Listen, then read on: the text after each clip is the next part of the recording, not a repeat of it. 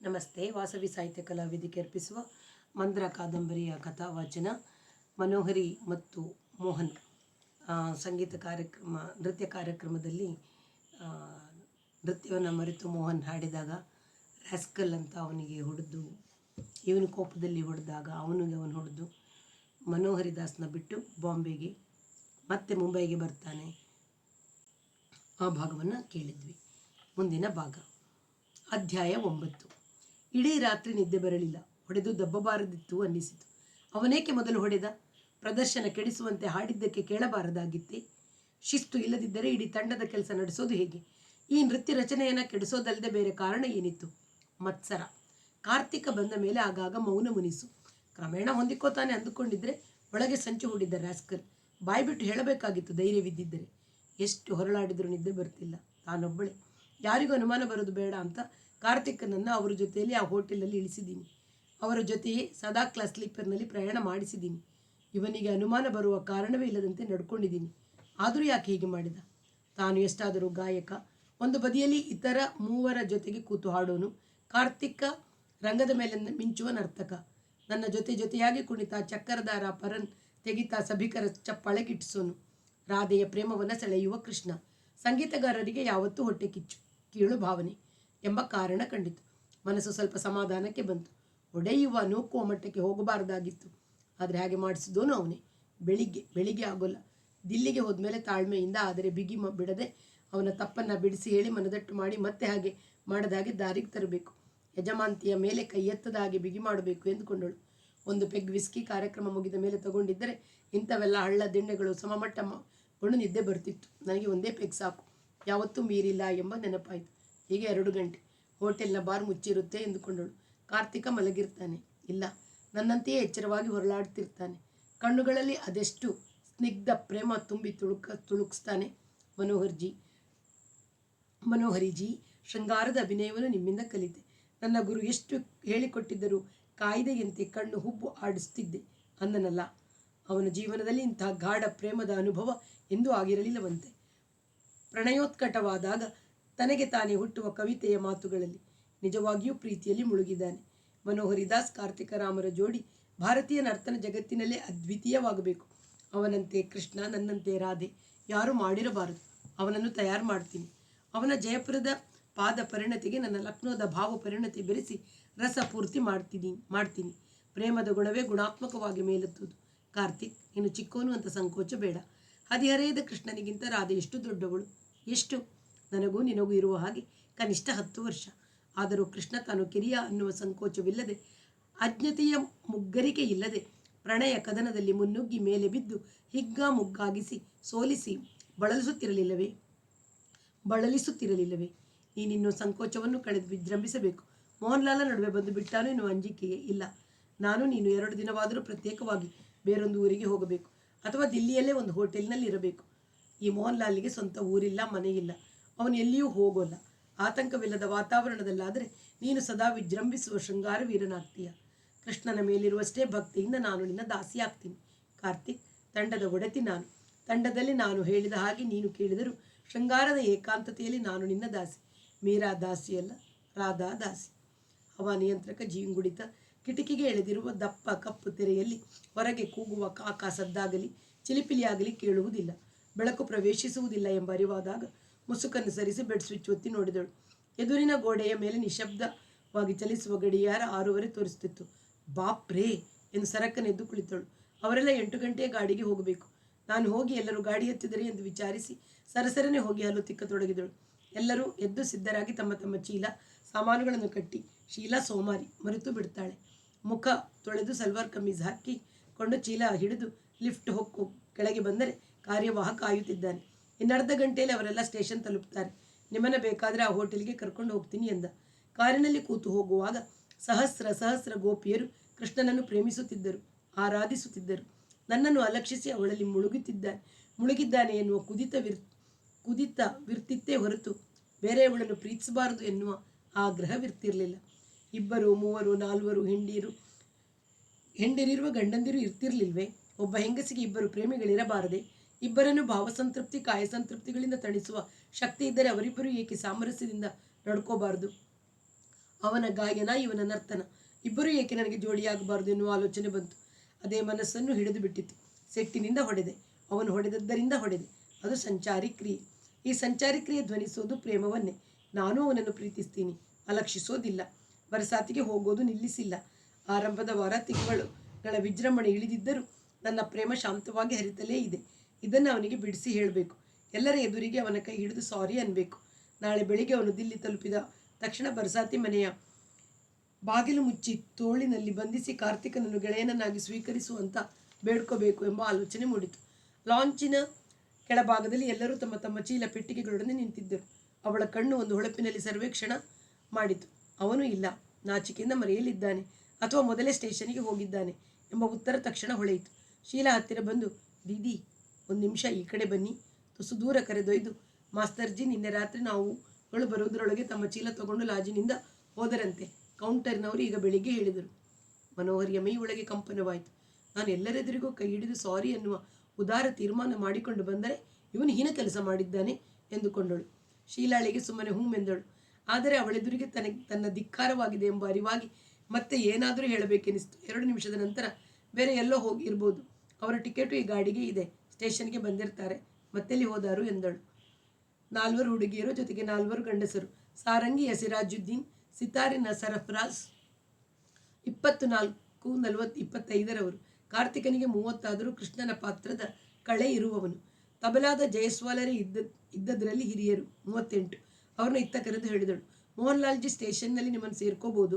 ಅಕಸ್ಮಾತ್ ಅವರು ಬರೆದಿದ್ದರೆ ಎಲ್ಲರನ್ನೂ ನೋಡಿಕೊಳ್ಳೋ ಜವಾಬ್ದಾರಿ ನಿಮ್ಮದು. ಎಲ್ಲ ಪ್ರಾಯದ ಹುಡುಗಿರು ಅವರವರ ಮನೆಗೆ ತಲುಪಿಸಿ ಆಮೇಲೆ ನೀವು ಹೋಗಬೇಕು. ಜರೂರ್ ದೀದಿ, ಆಯೋಜಕರು ಎಲ್ಲರ ಟಿಕೆಟನ್ನು ನನ್ನ ಕೈಗೆ ಕೊಟ್ಟಿದ್ದಾರೆ ಎಂದರು. ಅವಳು ಸ್ಟೇಷನ್ಗೆ ಹೋಗಲಿಲ್ಲ. ತನ್ನ ತ್ರಿತಾರಾ ಹೋಟೆಲ್ಗೆ ತಿರುಗಿದಳು. ತಾನು ಸಿದ್ಧವಾಗಿ 11 ವಿಮಾನ ನಿಲ್ದಾಣಕ್ಕೆ ಹೊರಡಬೇಕು. ನಾಚಿಕೆ ಪಟ್ಟುಕೊಂಡಿದ್ದಾನೆ. ವಿವರಣೆ ತಲೆಯನ್ನು ತುಂಬಿಕೊಂಡಿತು. ಲಜ್ಜೆ ಕೋಪಗಳ ಮಿಶ್ರಣದ ಸಂಚಾರಿ ಭಾವವು ವಿಶ್ಲೇಷಣೆ ತೊಡಗಿತು. ಅಥವಾ ರಾತ್ರಿಯೇ ಯಾವುದಾದರೂ ರೈಲು ಹಿಡಿದು ಎಂಬ ಆಲೋಚನೆ ಹೊಡೆದಾಗ 6,000 ಅವನ ಹತ್ತಿರವಿತ್ತು. ನೆನಪು ಬಂದು ಅವನಲ್ಲಿ ತಲುಪುವ ವೇಳೆಗೆ ನಾನು ಮುಟ್ಟಿರ್ತೀನಿ ಎಂದು ಸ್ನಾನಕ್ಕೆ ಇಳಿದಳು. ವಿಮಾನ ನಿಲ್ದಾಣಕ್ಕೆ ಹೋದಾಗ ತಿಳಿಯಿತು, ಅನಿವಾರ್ಯ ಕಾರಣಗಳಿಂದ ವಿಮಾನವು 2 ತಾಸು ತಡವಾಗಿದೆ. ಬೇಗ ದಿಲ್ಲಿ ಮುಟ್ಟಿ ಅವನನ್ನು ಹಿಡಿದು ರಮಿಸಿ ಸಮಾಧಾನ ಮಾಡಿ ತಾನು ಸಮಾಧಾನಗೊಳ್ಳಬೇಕೆಂಬ ಕಾತುರದಲ್ಲಿದ್ದವಳಿಗೆ ಆತುರದಿಂದ ಓಡುವಾಗ ಜಾರಿ ಬಿದ್ದಂತಾಯಿತು. ಬೇರೆ ದಾರಿ ಇಲ್ಲ. ಪಟ್ನಾದ ವಿಮಾನ ಯಾವಾಗಲೂ ಹೀಗೆಯೇ ಅಂತ ಕೇಳಿದ್ದ ಮಾತು ನೆನಪಿಗೆ ಬಂತು. ನೀವು ಹೋಗಿ, ನಿಮ್ಮ ಬೇರೆ ಕೆಲಸಗಳಿರುತ್ತವೆ ಎಂದು ಆಯೋಜಕರನ್ನು ಕಳಿಸಿದಳು. ಅವನನ್ನು ಯಾವ ಮಾತುಗಳಿಂದ ರಮಿಸಬೇಕು ಎಂದು ಮನಸ್ಸಿನಲ್ಲೇ ವಾಕ್ಯ ರಚನೆ ಮಾಡಿಕೊಳ್ಳುತ್ತಾ ಕುಳಿತಳು. ತುಸು ಹೊತ್ತಿಗೆ ಧ್ವನಿವರ್ಧಕದಲ್ಲಿ ಒಂದು ಘೋಷಣೆ ಬಂತು. ದಿಲ್ಲಿಯ ಯಾನ ಇನ್ನೂ 1 ತಾಸು ತಡವಾಗುವ ಸಂಭವವಿದೆ. ಚೆಕ್ ಇನ್ ಮಾಡಿರುವ ಪ್ರಯಾಣಿಕರೆಲ್ಲ ಕೂಪನ್ ಪಡೆದು ಲಘು ಆಹಾರ ಸ್ವೀಕರಿಸಬಹುದು. 1 ತಾಸು ಸಂಭವ ಅಂದರೆ ಅನಿರ್ದಿಷ್ಟವೇ. ಕೋಪ ಬಂತು. ತಡ ಮಾಡಿದಷ್ಟು ಅವನ ಕೋಪ ಗಟ್ಟಿ ಕಟ್ಟುತ್ತೆ. ಅವನು ಮನೆ ಮುಟ್ಟಿದ ಬೆನ್ನಲ್ಲಿಯೇ ಹೋಗಿ ತೋಳಿನ ಮಾಲೆ ಹಾಕಿ ಚುಂಬನದ ವೃಷ್ಟಿ ಕರೆದು ಆರ್ದ್ರ ನಯನಗಳ ತಂಪಿನಲ್ಲಿ ತಣಿಸುವ ಆತುರದಲ್ಲಿದ್ದವಳಿಗೆ ಎಂಥ ರಗಳೆ. ನೇಣುಗಟ್ಟಿಸಬೇಕು ವಿಮಾನದವನನ್ನು. ಅವನ ಲಘು ಆಹಾರವೂ ಬೇಡ, ಗುರು ಆಹಾರವೂ ಬೇಡ ಎಂದುಕೊಂಡಳು. 1:00 ಹೊರಡಬೇಕಾದ ವಿಮಾನ 5:00 ಹೊರಟಿತು. ತನ್ನ ಸೂಟ್ಕೇಸನ್ನು ಮನೆಯಲ್ಲಿ ಎಸೆದು ಕಾರು ನಡೆಸಿಕೊಂಡು ಗ್ರೀನ್ ಪಾರ್ಕಿಗೆ ಬಂದು ನಿಂತು ಪಕ್ಕದ ಬಾಗಿಲಿನ ಬದಿಗಿದ್ದ ಬರಸಾತಿ ಮನೆಯ ಕರಗಂಟೆ ಒತ್ತಿದರೆ ಉತ್ತರವಿಲ್ಲ. ಬೀದಿಗೆ ಬಂದು ಕತ್ತೆತ್ತಿ ನೋಡಿದರೆ ಬರಸಾತಿಯಲ್ಲಿ ದೀಪವಿಲ್ಲ. ಊಟಕ್ಕೆ ಹೋಗಿರಬಹುದೇ ಎಂಬ ಆಲೋಚನೆ ಬಂದರೂ ಹೇಗಾದರೂ ಸರಿ ಎಂದು ಕೆಳಗೆ ವಾಸಿಸುವ ಮಾಲೀಕರ ಮನೆಯ ಕರಗಂಟೆ ಒತ್ತಿದಳು. ಬಾಗಿಲು ತೆರೆದ ಒಡತಿ, ಹಾಂ ಬನ್ನಿ ಬನ್ನಿ ಎಂದು ಒಳಗೆ ಹೋಗಿ ಬೀಗದ ಕೈ ತಂದು, ನೀವು ಬಂದರೆ ಕೊಡಿ ಅಂತ ಕೊಟ್ಟು ಹೋದರು ಎಂದಳು. ಎಲ್ಲಿಗೆ ಹೋದರು? ಇವಳು ಗಾಬರಿಯಿಂದ ಕೇಳಿದಳು. ಹೇಳಲಿಲ್ಲ. ಇವಳು ಸರಸರನೆ ಮೆಟ್ಟಿಲು ಹತ್ತಿ ಹೋಗಿ ನೋಡಿದಳು. ಖಾಲಿ ಮಾಡಿದ್ದಾನೆ. ತನ್ನ ಬಟ್ಟೆ ಬರೆ ಸಮೇತ. ಮಂಚ, ಸೋಫಾ, ಲೋಟ, ತಂಬಿಗೆ, ಸೊರೆಗಳು ಮಾತ್ರ ಇವೆ. ನಾನು ತಂದಿಟ್ಟಿದ್ದ ತಂಬೂರಿಯೂ ಇದೆ. ಹತ್ತಿರ 6,000 ಇತ್ತು. ಹೊಡೆದುಕೊಂಡು ಹೋದ. 6,000 ಹೊಡೆದುಕೊಂಡು ಹೋದ ಎಂದು ಅರಿವಾದಾಗ ಕೋಪ ಬಂತು. ಅವಳಿಗೆ ಅರ್ಥವಾಗದ ಸಮಾಧಾನವೂ ಆಯಿತು. ಇಂಥವನಿಗೆ ಯಾಕೆ ಕೊರಗಬೇಕು? ಕಳ್ಳ, ಮೋಸಗಾರ ಎಂದುಕೊಂಡಳು. ಎಲ್ಲಿಗೆ ಹೋಗಿರಬಹುದು ಎಂಬ ಕುತೂಹಲ ಮಾತ್ರ ನಿಲ್ಲಲಿಲ್ಲ. ದಿಲ್ಲಿಯಲ್ಲೇ ಯಾರಾದರೂ ಗುರುತಿನೋರನ್ನ ಹುಡುಕೊಂಡು ನೆನೆಸಿಕೊಂಡಳು. ಯಾರು ಅಂತ ಗುರುತಿನವರು ಕಾಣಲಿಲ್ಲ. ತನ್ನ ನರ್ತನ ವಲಯದ ಹೊರಗೆ ಅವನಿಗೆ ಯಾರ ನಿಕಟತೆಯೂ ಇರಲಿಲ್ಲ. ಮುಂಬೈಗೆ ಹೋಗಿಬಿಟ್ಟಿದ್ದಾನೆ. ಆ ಹೆಂಡತಿಯ ತೆಕ್ಕೆಗೆ. ನೋಡು, 6,000 ತಂದಿದ್ದೀನಿ. ಆ ಡ್ಯಾನ್ಸರ್ಗೂ ನನಗೂ ಇನ್ನೂ ಸಂಬಂಧವಿಲ್ಲ. ನೀನು ಹೇಳಿದಾಗೆ ಕೇಳ್ತೀನಿ ಅಂತ. ಹಳೆಯ ಹೆಂಡತಿಯ ಕಾಲು ಹಿಡಿಯೋಕೆ ಮನಸ್ಸಿಗೆ ಕಸಿಬಿಸಿ ಆಯಿತು. ಅವನಿಗೆ ಒಬ್ಬನೇ ಏನು ಬೇಕಾದರೂ ಮಾಡಿಕೊಳ್ಳಲಿ, ಹಣವನ್ನು ಅವನೇ ಇಟ್ಟುಕೊಂಡು ಬಿಡಲಿ. ಆದರೆ ಇನ್ನೊಬ್ಬ ಹೆಂಗಸಿಗೆ ಶರಣು ಹೋದ. ಅದರಲ್ಲಿಯೂ ಯಾರನ್ನು ಬಿಟ್ಟು ತನ್ನ ಶರಣು ಬಂದಿದ್ದನು ಮತ್ತೆ ಅವಳನ್ನೇ ಹುಡುಕಿಕೊಂಡು ಹೋದನೆಂಬ ಕಲ್ಪನೆಯೇ ಹೊಟ್ಟೆಯೊಳಗೆ ಚೂರಿಯಿಂದ ಇರಿದಂತಾಯಿತು. ಸಿಟ್ಟಿನಿಂದ ನನ್ನಿಂದ ದೂರ ಹೋಗೋ ತೀರ್ಮಾನ ಮಾಡಿದ್ದಾನೆ. ಆ ಹಣ ಬಿಟ್ಟರೆ ಬೇರೆ ಕಾಸಿಲ್ಲ, ತಗೊಂಡು ಹೋಗಿದ್ದಾನೆ ಎಂಬ ಸಹಾನುಭೂತಿಯೂ ಹುಟ್ಟಿತು. ನೀನು ಮತ್ತೆ ಆ ಹೆಂಡತಿಯ ತೋಳಿಗೆ ಬೀಳದಿದ್ದರೆ ನಾನು ಹಣವನ್ನು ಮಾಫಿ ಮಾಡ್ತೀನಿ, ಮತ್ತೆ 6,000 ಬೇಕಾದರೂ ಕೊಡ್ತೀನಿ. ಹಣ ಬೇಕು ಅಂತ ಒಂದು ಫೋನ್ ಮಾಡು ಸಾಕು ಎಂದು ಮನಸ್ಸಿನಲ್ಲಿ ಅವನಿಗೆ ಹೇಳಿದಳು. ವಾಪಸ್ ಮನೆಗೆ ಕಾರು ನಡೆಸುವಾಗ ಬರಸಾತಿ ಮನೆ ಖಾಲಿ ಮಾಡಿ ಲೆಕ್ಕ ಮುಗಿಸಬೇಕೆಂಬ ನೆನಪಾಯಿತು. ನೋಟಿಸ್ ಕೊಡದೆ ಖಾಲಿ ಮಾಡೋದ್ರಿಂದ ಮುಂದಿನ 3 ತಿಂಗಳ ಬಾಡಿಗೆ ಕೇಳ್ತಾರೆ. ಹೇಗೂ ಖಾಲಿ ಬಾಡಿಗೆ ತಗೋತಾರೆ. 3 ತಿಂಗಳು ನಾನೇ ವಶದಲ್ಲಿ ಇಟ್ಟುಕೊಂಡ್ರೆ ಹೇಗೆ? ಕಾರ್ತಿಕ್ನನ್ನು ಅಲ್ಲಿ ಇಟ್ಟು ಎಂಬ ಉಪಾಯ ಹೊಳೆಯಿತು. ಈಗ ಈ ಹೊಟ್ಟೆ ಕಿಚ್ಚಿನವನು ಇಲ್ಲದಿರುವಾಗ ಕಾರ್ತಿಕ್ ಶಾಲೆಯಲ್ಲಿದ್ದರೇನು, ಪ್ರತ್ಯೇಕ ಇದ್ದರೇನು ಎಂಬ ಆಲೋಚನೆ ಬಂದರೂ ಬಿಟ್ಟಿ ಬಾಡಿಗೆ ಕೊಡುವ ಬದಲು ನನ್ನ ವಶದಲ್ಲೇ ಇಟ್ಟುಕೊಂಡು 3 ತಿಂಗಳಾದರೂ ಕಾರ್ತಿಕ್ನ ಜೊತೆ ಸಂಪೂರ್ಣ ಏಕಾಂತ ಯಾಕೆ ಪಡೆಯಬಾರದು? ಮಂಚ ಕುರ್ಚಿ ಎಲ್ಲವೂ ಇದೆ ಎಂಬ ಉಪಯೋಗ ಕಾಣಿಸ್ತು. ಹೇಗಾಯಿತು ಪ್ರೋಗ್ರಾಮ್? ಅವರ ನಿತ್ಯದ ಕೋಟ ಒಂದು ಪೆಗ್ಗನ್ನು ಕೈ ಕೊಟ್ಟಾಗ ಗುರೂಜಿ ಕೇಳಿದರು. ಶುರುನಲ್ಲೇ ಮೂಡ್ ಕೆಟ್ಟಿತು. ನಿಂದತಿ ಚಂದನ ಮಿಂದು ಕಿರಣಮನು ವಿಂದತಿ ಖೇದ ಮಧಿರಂ ಮಧ್ಯಲಯ ದರ್ಬಾರಿನಲ್ಲಿ ಹಾಡುವ ಬದಲು ಮೋಹನ್ ಲಾಲ ರಾಗದ ವಿಲಂಬಿತ ಆಲಾಪ ಶುರು ಮಾಡಿ ಮಂದ್ರಕ್ಕೆ ಇಳಿದು ಬಿಟ್ಟ. ನಾನೆಂತ ಅಭಿನಯ ಮಾಡೋದು? ಯಾಕೆ ಹಾಗೆ ಮಾಡಿದ ಎಂದು ಕೇಳಿದರು.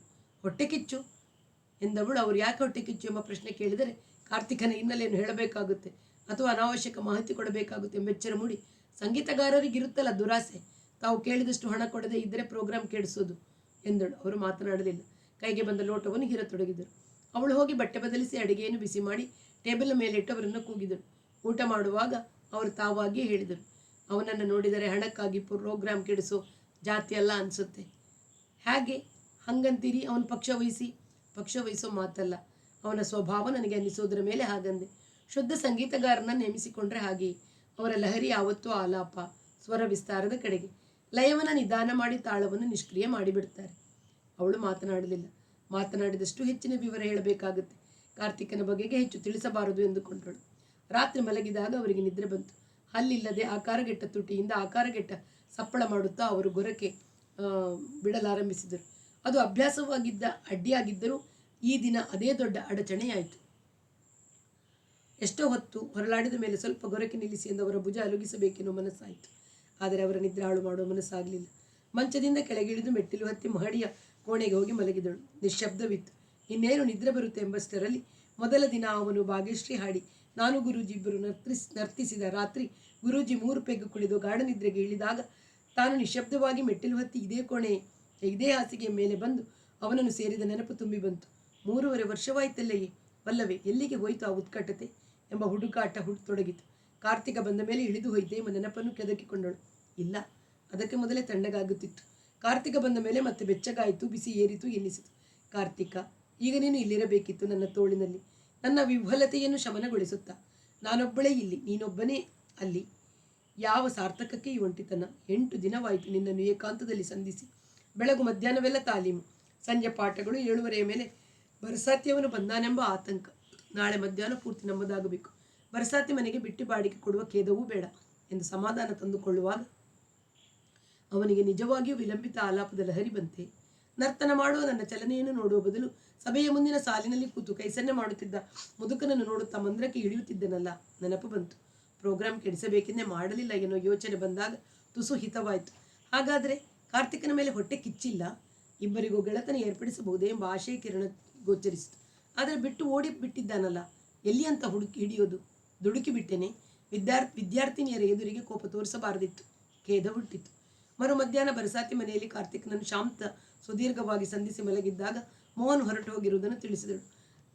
ಅವನ ಸಂಬಂಧ ಹೇಳಿರಲಿಲ್ಲ. ಅವನಿಗೂ ಇವನಿಗೂ ಗೆಳತನ ಏರ್ಪಡಿಸಬೇಕಾದ ಸನ್ನಿವೇಶವೇ ಇಲ್ಲವಾಗಿರುವಾಗ ಹೇಳುವ ಅಗತ್ಯವಾದರೂ ಏನುಂಟು ಎಂದುಕೊಂಡಳು. ಅವರು ಶುದ್ಧ ಶಾಸ್ತ್ರೀಯದವರು. ನರ್ತನಕ್ಕೆ ಹಾಡೋದು ಅಂದರೆ ಮೊದಲಿನಿಂದಲೂ ಮೂಗು ಮುರಿತಿದ್ರು ಎಂದಷ್ಟೇ ಬಿಟ್ಟುಕೊಟ್ಟಳು.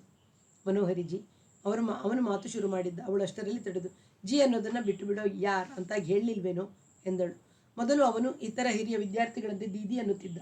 ಪ್ರೇಮ ಸಂಬಂಧ ಏರ್ಪಟ್ಟ ಮೇಲೆ ಅದನ್ನು ಬಿಟ್ಟು ಮನೋಹರ್ ಜಿ ಅಂತ ಅಂದೆ. ನಾನು 10 ವರ್ಷಕ್ಕೆ ಹಿರಿಯಳೆಂಬ ಭಾವನೆಯನ್ನು ಹೊಡೆದು ಹಾಕಲಾರದ ಕಷ್ಟವೇ ಇದು ಎಂದು ಅನುಮಾನ ಹುಟ್ಟಿತು. ಇಲ್ಲಿ ನೋಡು, ಇನ್ನೊಂದು ಸಲ ಜಿ ಅಂದರೆ ಎಂದು ಅವನ ಕೆನ್ನೆಗೊಂದು ಹುಸಿಪೆಟ್ಟು ಕೊಟ್ಟು, ನೋವಾಯ್ತಾ? ಅಯ್ಯೋ ಪಾಪ ಎಂದು ಪೆಟ್ಟು ಬಿದ್ದ ಜಾಗಕ್ಕೆ ಒಂದು ಮುತ್ತಿಟ್ಟು, ನಾವಿಬ್ಬರೂ ಸಮ, ನೀನೇ ದೊಡ್ಡೋನ್ ತಿಳ್ಕ, ಇಲ್ಲಿ ನೋಡು ಎಂದು ಅವನ ಶರೀರವನ್ನು ತನ್ನ ಶರೀರದಿಂದ ಅಳತೆ ಹಾಕಿ, ನನ್ನ ಪಾದದ ಆಚೆಗಿವೆ ನಿನ್ನ ಪಾದಗಳು, ಅಂದರೆ ಅರ್ಧ ಅಡಿ ಎಂದಳು. ಅವನ ಮುಖ ಅರಳಿತು. ಅವರೊಬ್ಬರೇ ಗಾಯಕರೇನು ಪ್ರಪಂಚದಲ್ಲಿ? ವಾಸ್ತವವಾಗಿ ಶುದ್ಧ ಗಾಯಕರನ್ನು ಸೇರಿಕೊಂಡ ತೊಡಕೆ ಜಾಸ್ತಿ. ಕುಣಿತದ ಲಯದ ಗೊತ್ತಿಲ್ಲದವನ್ನ ಹತ್ತಿರಕ್ಕೆ ಸೇರಿಸಬಾರ್ದು. ನರ್ತಕ ಅಥವಾ ನರ್ತಕಿಯ ಪ್ರಧಾನ, ಗಾಯಕನು ಅವನಿಗೆ ಸಾಥಿದಾರ ಮಾತ್ರ. ಬೇರೊಬ್ಬ ಗಾಯಕನನ್ನು ಗೊತ್ತು ಮಾಡು. ಇದೇ ಅಷ್ಟಪದಿ ರಚನೆಯನ್ನು 1 ವಾರದಲ್ಲಿ ಮತ್ತೆ ತಯಾರು ಮಾಡಿ ಕಾರ್ಯಕ್ರಮ ಮಾಡೋಣ. ಅವಳಿಗೆ ಖುಷಿಯಾಯಿತು. ಒಂದೇ ವಾರದಲ್ಲಿ ಮಾಡಬೇಕು, ದೊಡ್ಡ ಪ್ರಚಾರವಾಗಬೇಕು, ಪತ್ರಿಕೆಗಳೆಲ್ಲ ಹೊಗಳಬೇಕು, ಅವನಿಗೆ ಗೊತ್ತಾಗಿ ಅಹಂಕಾರ ಇಳಿಯಬೇಕು ಎಂದುಕೊಂಡಳು. ಮೊದಲು ಅವಳಿಗೆ ಸಂಗೀತ ಸಾಥಿ ಕೊಡುತ್ತಿದ್ದ ದುರ್ಗಾಪ್ರಸಾದನೇ ಸಿಕ್ಕಿದ. ಪಂಡಿತ್ಜಿ, ನಿಮಗೆ ಬೇಸರವಾಗಿರುವುದು ಸಹಜವೇ. ದೊಡ್ಡ ಸಂಗೀತಗಾರ ಅಂತ ಭಾಗ್ಯಶ್ರೀ ರೂಪಕಕ್ಕೆ ಅವರನ್ನು ಇಟ್ಕೊಂಡೇ, ವಸ್ತು ಇದ್ದದ್ದೇ ಹಾಗೆ. ಅದನ್ನು ನೀವು ಹಾಡೋಕ್ಕೆ ಸಾಧ್ಯವಿರಲಿಲ್ಲ. ಆದರೆ ಆತ ಉಳಿದದ್ದನ್ನು ತಾನೇ ಹಾಡ್ತೀನಿ ಅಂತ ಹಠ ಹಿಡಿದ್ರು. ನಿಮ್ಮನ್ನು ಬಿಡಿಸ್ಬೇಕು ಅಂತ ನನಗೆ ಸ್ವಲ್ಪವೂ ಇರಲಿಲ್ಲ. ಆದರೆ ಏನು ಮಾಡ್ತೀರಿ, ಒಂದೊಂದು ಸಲ ಒಬ್ಬೊಬ್ಬರ ಹಠಕ್ಕೆ ಬಲಿ ಬೀಳಬೇಕಾಗುತ್ತೆ.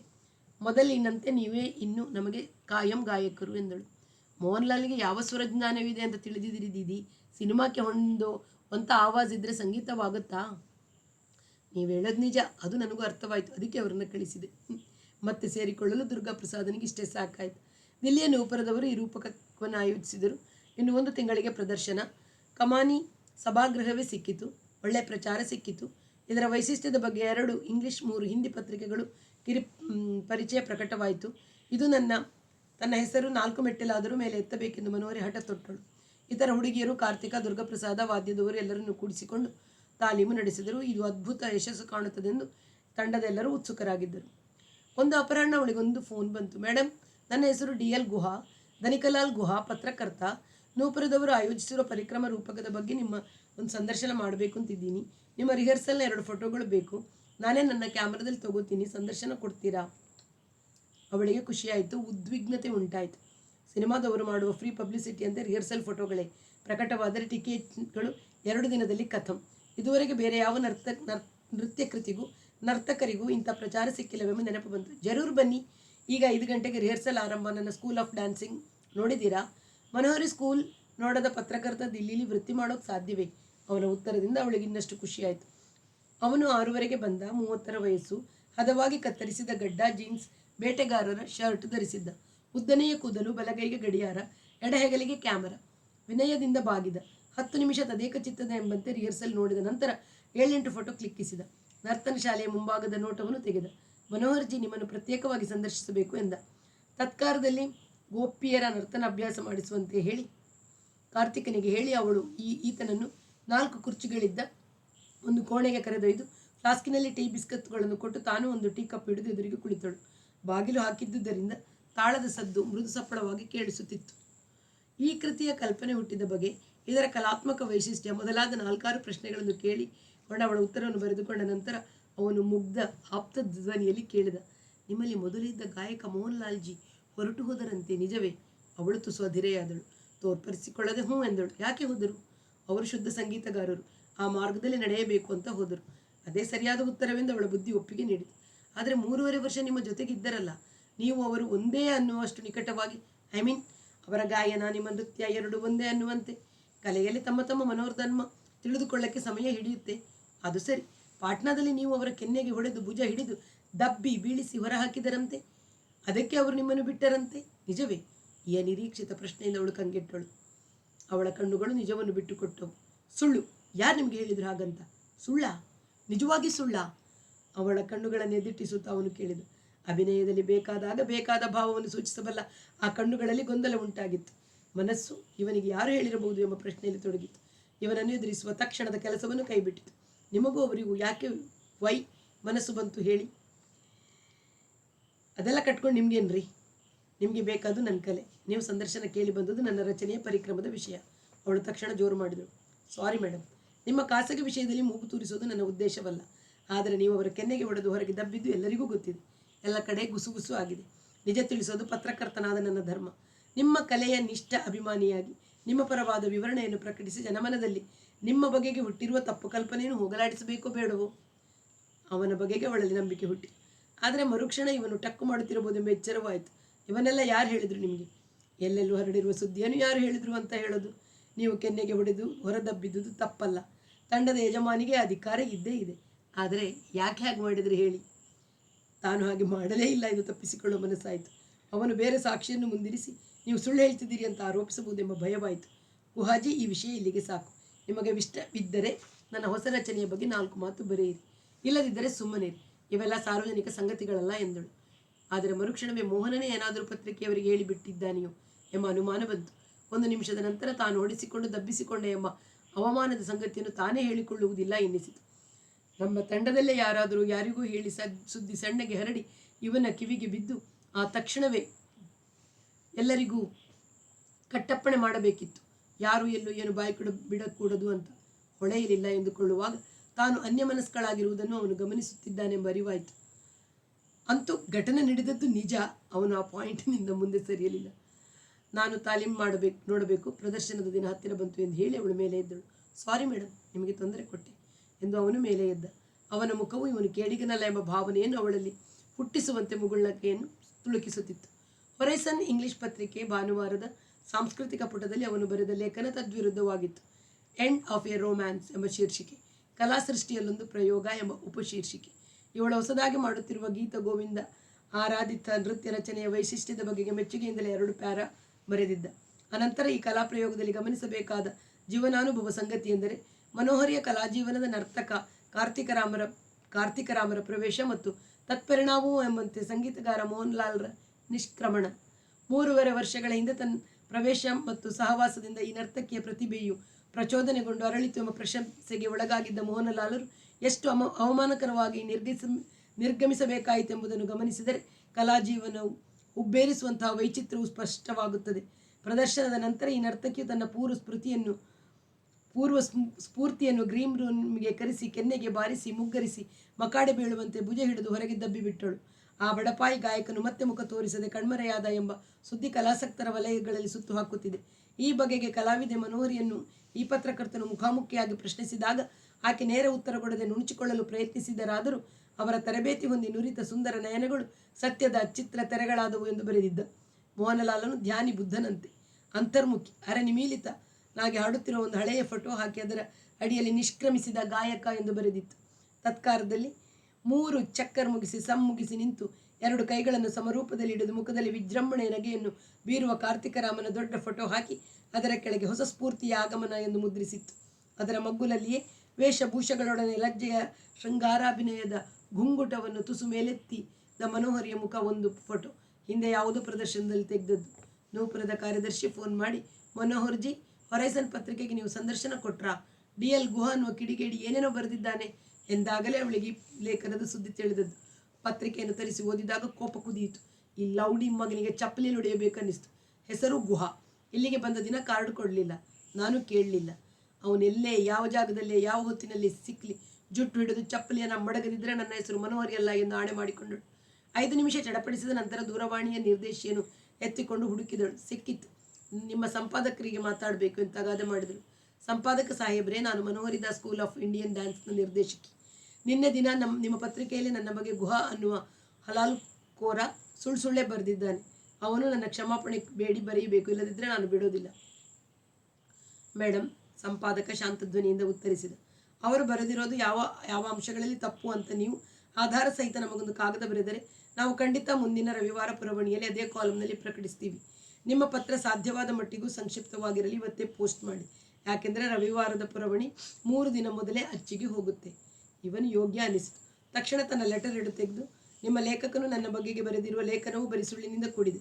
ಕಲಾವಿದರ ಖಾಸಗಿ ಸಂಗತಿಗಳಲ್ಲಿ ತಲೆ ಹಾಕುವ ಅಯೋಗ್ಯ ಕೆಲಸ ಮಾಡಿದೆ.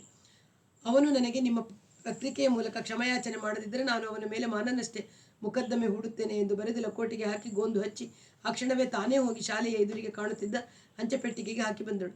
ಹಾಕಿ ಬಂದ ನಂತರ ನಾನು ಬರೆದದ್ದು ಸರಿಯೇ? ಇನ್ನೂ ಏನಾದರೂ ಬರೆಯಬೇಕಿತ್ತೇ? ಕಾರ್ತಿಕನೊಡನೆ ಸಮಾಲೋಚಿಸಬೇಕಿತ್ತು ಎನ್ನಿಸಿತು. ಹೆಂಡತಿ ಮಕ್ಕಳನ್ನು ನೋಡಿಕೊಂಡು ಬರುವುದಾಗಿ ಭೂಪಾಲಿಗೆ ಹೋಗಿರುವ ಅವನು ಬರುವುದು ನಾಳೆ, ಅಲ್ಲಿಯವರೆಗೆ ಕಾಯುವಂತಿರಲಿಲ್ಲ ಎಂಬ ಸಮಾಧಾನ ಹುಟ್ಟಿತು. ಈಗ ಬರೆದಿರೋದು ಸಾಕು, ಬದ್ಮಾಶ್ ಹೆದರಿ ನಡುಗೋಕೆ. ಕ್ಷಮಯಾಚನೆ ಬರೆದೇ ಬರೀತಾನೆ ಅಂದ್ಕೊಂಡಳು. ಮುಂದಿನ ವಾರ ಅವಳ ಪತ್ರ ಪ್ರಕಟವಾಗಿತ್ತು. ದಪ್ಪ ಅಕ್ಷರಗಳಲ್ಲಿ ನರ್ತಕಿ ಮನೋಹರಿದಾಸರ ಸ್ಪಷ್ಟನೆ ಎಂಬ ಶೀರ್ಷಿಕೆ ಇತ್ತು. ಅವಳದೊಂದು ಕೋಪದ ಭಂಗಿಯ ಮುಖದ ಚಿತ್ರ ಹಾಕಿ ಅದರ ಕೆಳಗೆ ಪ್ರಕಟಿಸಿದ್ದರು. ಆದರೆ ಅದರ ಕೆಳಗೆ ಅಷ್ಟೇ ದಪ್ಪ ಅಕ್ಷರದಲ್ಲಿ ಲೇಖಕ ಗುಹಾ ಅವರ ಉತ್ತರ ಎಂಬ ಅಚ್ಚನ್ನು ನೋಡಿ ಆತಂಕವಾಯಿತು. ಕಲಾವಿದರ ಖಾಸಗಿ ಸಂಗತಿಗಳಲ್ಲಿ ತಲೆ ಹಾಕುವ ಅಯೋಗ್ಯತನದೆಂದು ಬಯ್ಯುವ ಮೂಲಕ ಶ್ರೀಮತಿ ಮನೋಹರಿದಾಸರು ತನ್ನ ಲೇಖನದ ಸತ್ಯವನ್ನು ತಾವೇ ಒಪ್ಪಿಕೊಂಡಿದ್ದಾರೆ. ನಾನು ಬರೆದಿರುವುದರಲ್ಲಿ ಒಂದೂ ಸುಳ್ಳಿಲ್ಲವೆಂದು ಮತ್ತೊಮ್ಮೆ ದೃಢಪಡಿಸುತ್ತೇನೆಂದು ಅಚ್ಚು ಮಾಡಿತು. ಅವಳನ್ನು ಮುಟ್ಟಿದವರು ಉರಿದು ಹೋಗುವಷ್ಟು ಕೋಪ ಬಂತು. ಪತ್ರಿಕೆಗೆ ಮತ್ತೆ ಫೋನ್ ಮಾಡಿದಳು. ಇವತ್ತು ರವಿವಾರ, ಸಂಪಾದಕರು ಸಿಗೋಲ್ಲ ಎಂಬ ಉತ್ತರ ಬಂತು. ಯಾರ ಕೈಯಲ್ಲಾದರೂ ಮಾತಾಡಬೇಕೆಂಬ ಚಟಪಟಿಕೆಯಾಯಿತು. ಮೇಲೆ ಹೋಗಿ ಕಾರ್ತಿಕನಿಗೆ ತೋರಿಸುವ ದಾರಿ ಕಂಡಿತು. ಈ ಇಂಗ್ಲಿಷ್ ಪತ್ರ ಉತ್ತರಗಳು ಅವನಿಗೆ ಸ್ಪಷ್ಟವಾಗಿ ಅರ್ಥವಾಗೋದಿಲ್ಲ. ನಾನೇ ಅನುವಾದಿಸಿ ಹೇಳಬೇಕು ಎಂದುಕೊಳ್ಳುತ್ತಿರುವ ಫೋನ್ ಬಂತು. ನೂಪುರದ ಕಾರ್ಯದರ್ಶಿ. ಮೇಡಮ್, 4 ಹಿಂದಿ ಪತ್ರಿಕೆಗಳು ತಮ್ಮ ಭಾನುವಾರದ ಹರಟೆ ಕಾಲಂನಲ್ಲಿ ಕಳೆದ ವಾರ ಗುಹ ಬರೆದಿದ್ದ ವಿಷಯವನ್ನು ಸಾಮಗ್ರಿ ಮಾಡಿಕೊಂಡಿವೆ. ಅವುಗಳ ಹೆಸರು ಹೇಳ್ತೀನಿ, ಬರ್ಕೊಳ್ಳಿ. ಇಲ್ಲದಿದ್ದರೆ ನಾನು ಕಟ್ಟಿಂಗ್ ಕಳಿಸ್ತೀನಿ. ಇವತ್ತಿನ ಇಂಗ್ಲೀಷ್ ಹೊರೈಸನ್ನಲ್ಲಿ ನಿಮ್ಮ ಪತ್ರ, ಅವನ ಉತ್ತರ ನೋಡಿದೆ. ನೀವು ಯಾಕೆ ಉತ್ತರ ಬರೆಯೋಕೆ ಹೋದ್ರಿ? ನಿಮ್ಮ ಪತ್ರದಿಂದ ಅವನು ತನ್ನ ಪತ್ರಿಕೆಯನ್ನು ಇನ್ನಷ್ಟು ರಂಜಕ ಮಾಡಿಕೊಂಡ. ಇಂಥವನ್ನೆಲ್ಲ ಅಲಕ್ಷಿಸಿ ಸುಮ್ಮನೆ ಬಿಡೋದು ಮೇಲು. ಬರೆಯುವ ಮೊದಲು ನನಗಾದರೂ ಒಂದು ಫೋನ್ ಮಾಡಬಾರ್ದಿತ್ತೆ. ಕೋರ್ಟಿನಲ್ಲಿ ಅವನಿಗೂ ಅವನ ಪತ್ರಿಕೆಗೂ ಬುದ್ಧಿ ಕಲಿಸ್ತೀನಿ. ದುಡುಕಬೇಡಿ. ಕೋರ್ಟಿಗೆ ಹೋದರೆ ನಿಮ್ಮನ್ನು ಪಾಟಿ ಸವಾಲು ಮಾಡಿ ಇನ್ನೂ ಎಷ್ಟೋ ರಂಜಕ ಪ್ರಶ್ನೆ ಕೇಳ್ತಾರೆ.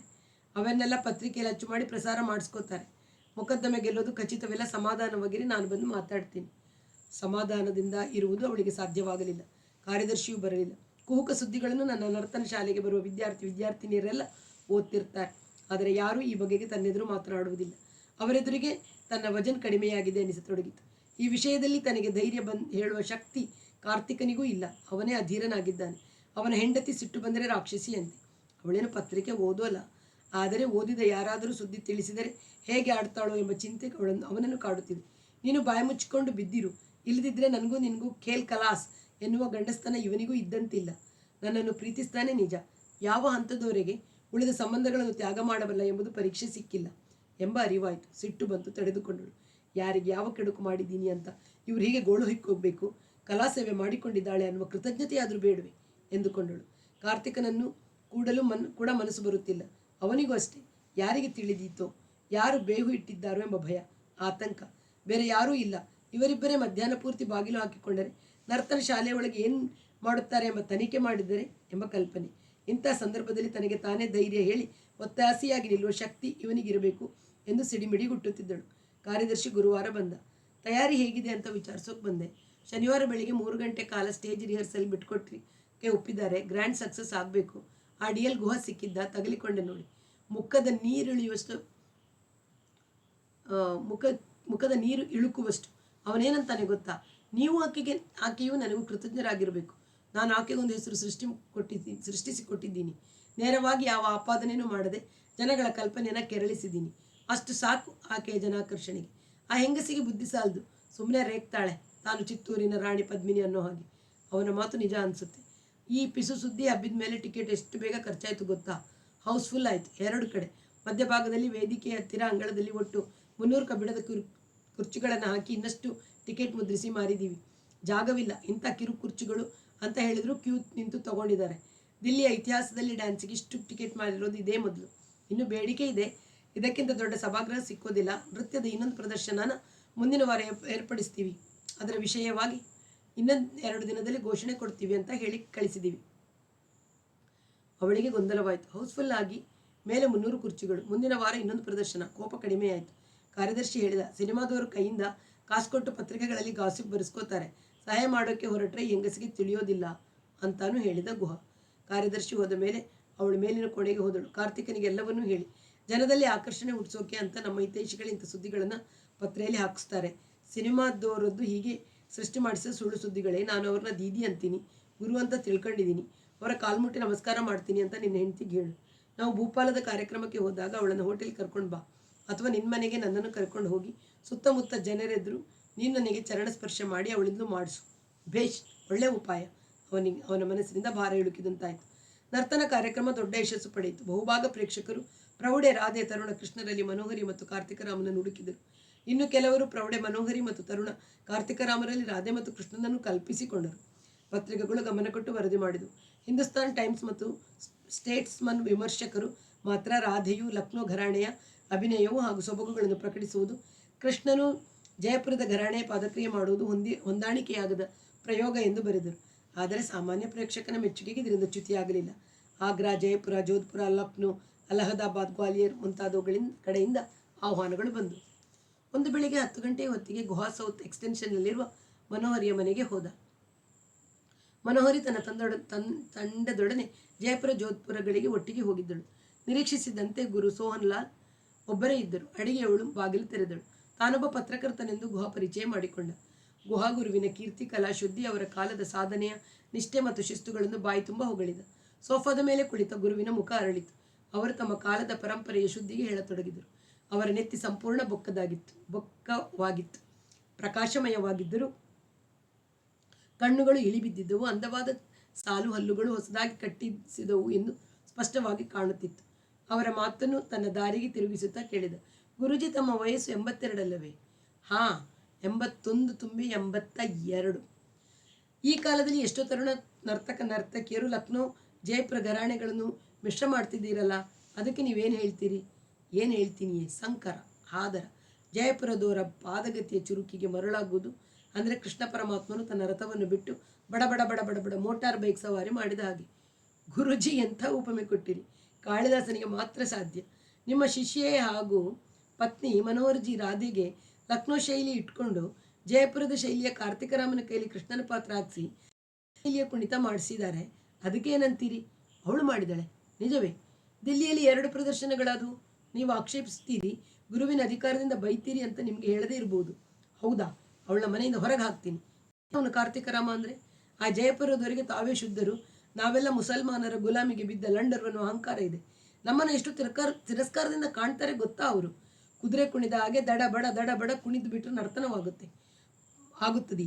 ಪಾದಕ್ರಿಯೆಯಲ್ಲೂ ಕಾವ್ಯದ ಭಾವ ತುಳುಕದಿದ್ದರೆ ಅದೆಂಥರ ನರ್ತನ ಎಂಬ ಅವರನ್ನು ತಡೆದು ಕಾರ್ತಿಕರಾಮರ ಬಗೆಗೆ ನಿಮ್ಮ ಅಭಿಪ್ರಾಯವೇನು ಎಂದು ಕೇಳಿದ.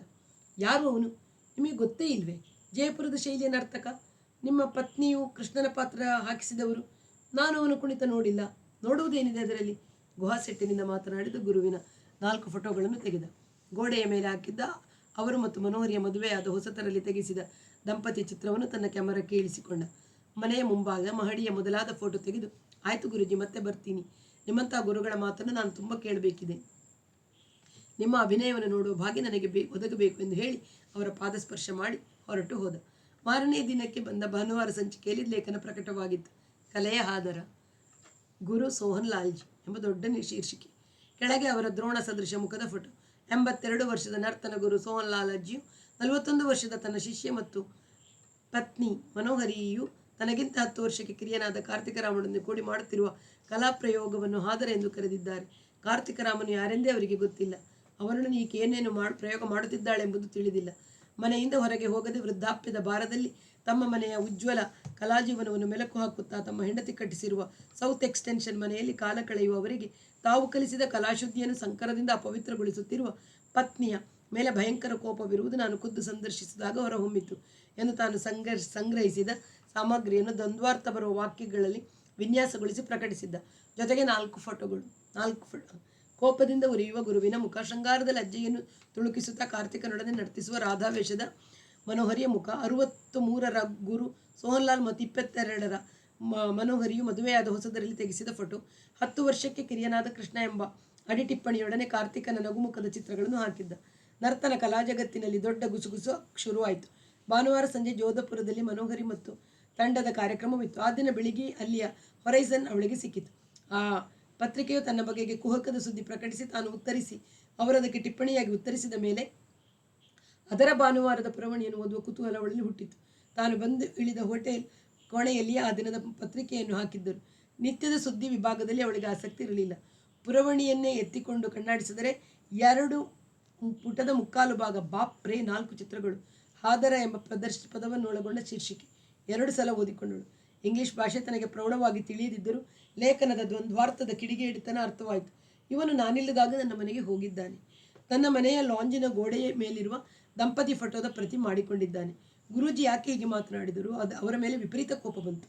ಅವರಿಗೆ ಯಾವುದಕ್ಕೆ ಕಮ್ಮಿ ಆಗದಂತೆ ನಾನು ಊರಿನಲ್ಲಿ ಇಲ್ಲದಿದ್ದರೆ ಅಡುಗೆಯವಳು ರಾತ್ರಿ ಕೂಡ ಮನೆಯಲ್ಲಿರುವ ಹಾಗೆ ವ್ಯವಸ್ಥೆ ಮಾಡಿ ನೋಡಿಕೊಂಡಿದ್ದೀನಿ. ಸ್ವಲ್ಪವಾದ ಕೃತಜ್ಞತೆ ಬೇಡವೇ ಎನಿಸಿತು. ಈ ಲೌಂಡಿ ಮಗ ಗುಹಾ ಯಾಕೆ ನನ್ನ ಮೇಲೆ ಕತ್ತಿ ಮಸೀತಾನೆ? ನಾನೇನಾದರೂ ಅವನನ್ನು ಕರೆದು ದುಡ್ಡು ಗಿಡ್ಡು ಕೊಡಲಿ ಅಂತಾನೆ ಎಂಬ ಅನುಮಾನ ಹುಟ್ಟಿತು. ಮನಸ್ಸು ಮಂಕಾಯಿತು. ಸ್ನಾನ ಮಾಡಿ ನಾಷ್ಟ ಚಹಾ ತೆಗೆದುಕೊಳ್ಳುವಾಗ ಇದರಿಂದ ಜನಾಕರ್ಷಣೆ ಹೇಗೆ ಹೆಚ್ಚೋಕೆ ಸಾಧ್ಯ ಎಂಬ ಪ್ರಶ್ನೆ ಬಾಧಿಸಿತು. ಸಂಜೆಯವರೆಗೂ ಮನಸ್ಸು ವ್ಯಗ್ರವಾಗಿತ್ತು. ಪ್ರಸಾದನ ಮಾಡಿಕೊಳ್ಳುವಾಗ ಇಂಥ ಮಾತು ಎಷ್ಟೇ ಬರಲಿ ಪ್ರದರ್ಶನ ಕೆಡಬಾರದು ನಿಶ್ಚಯಿಸಿಕೊಂಡಳು.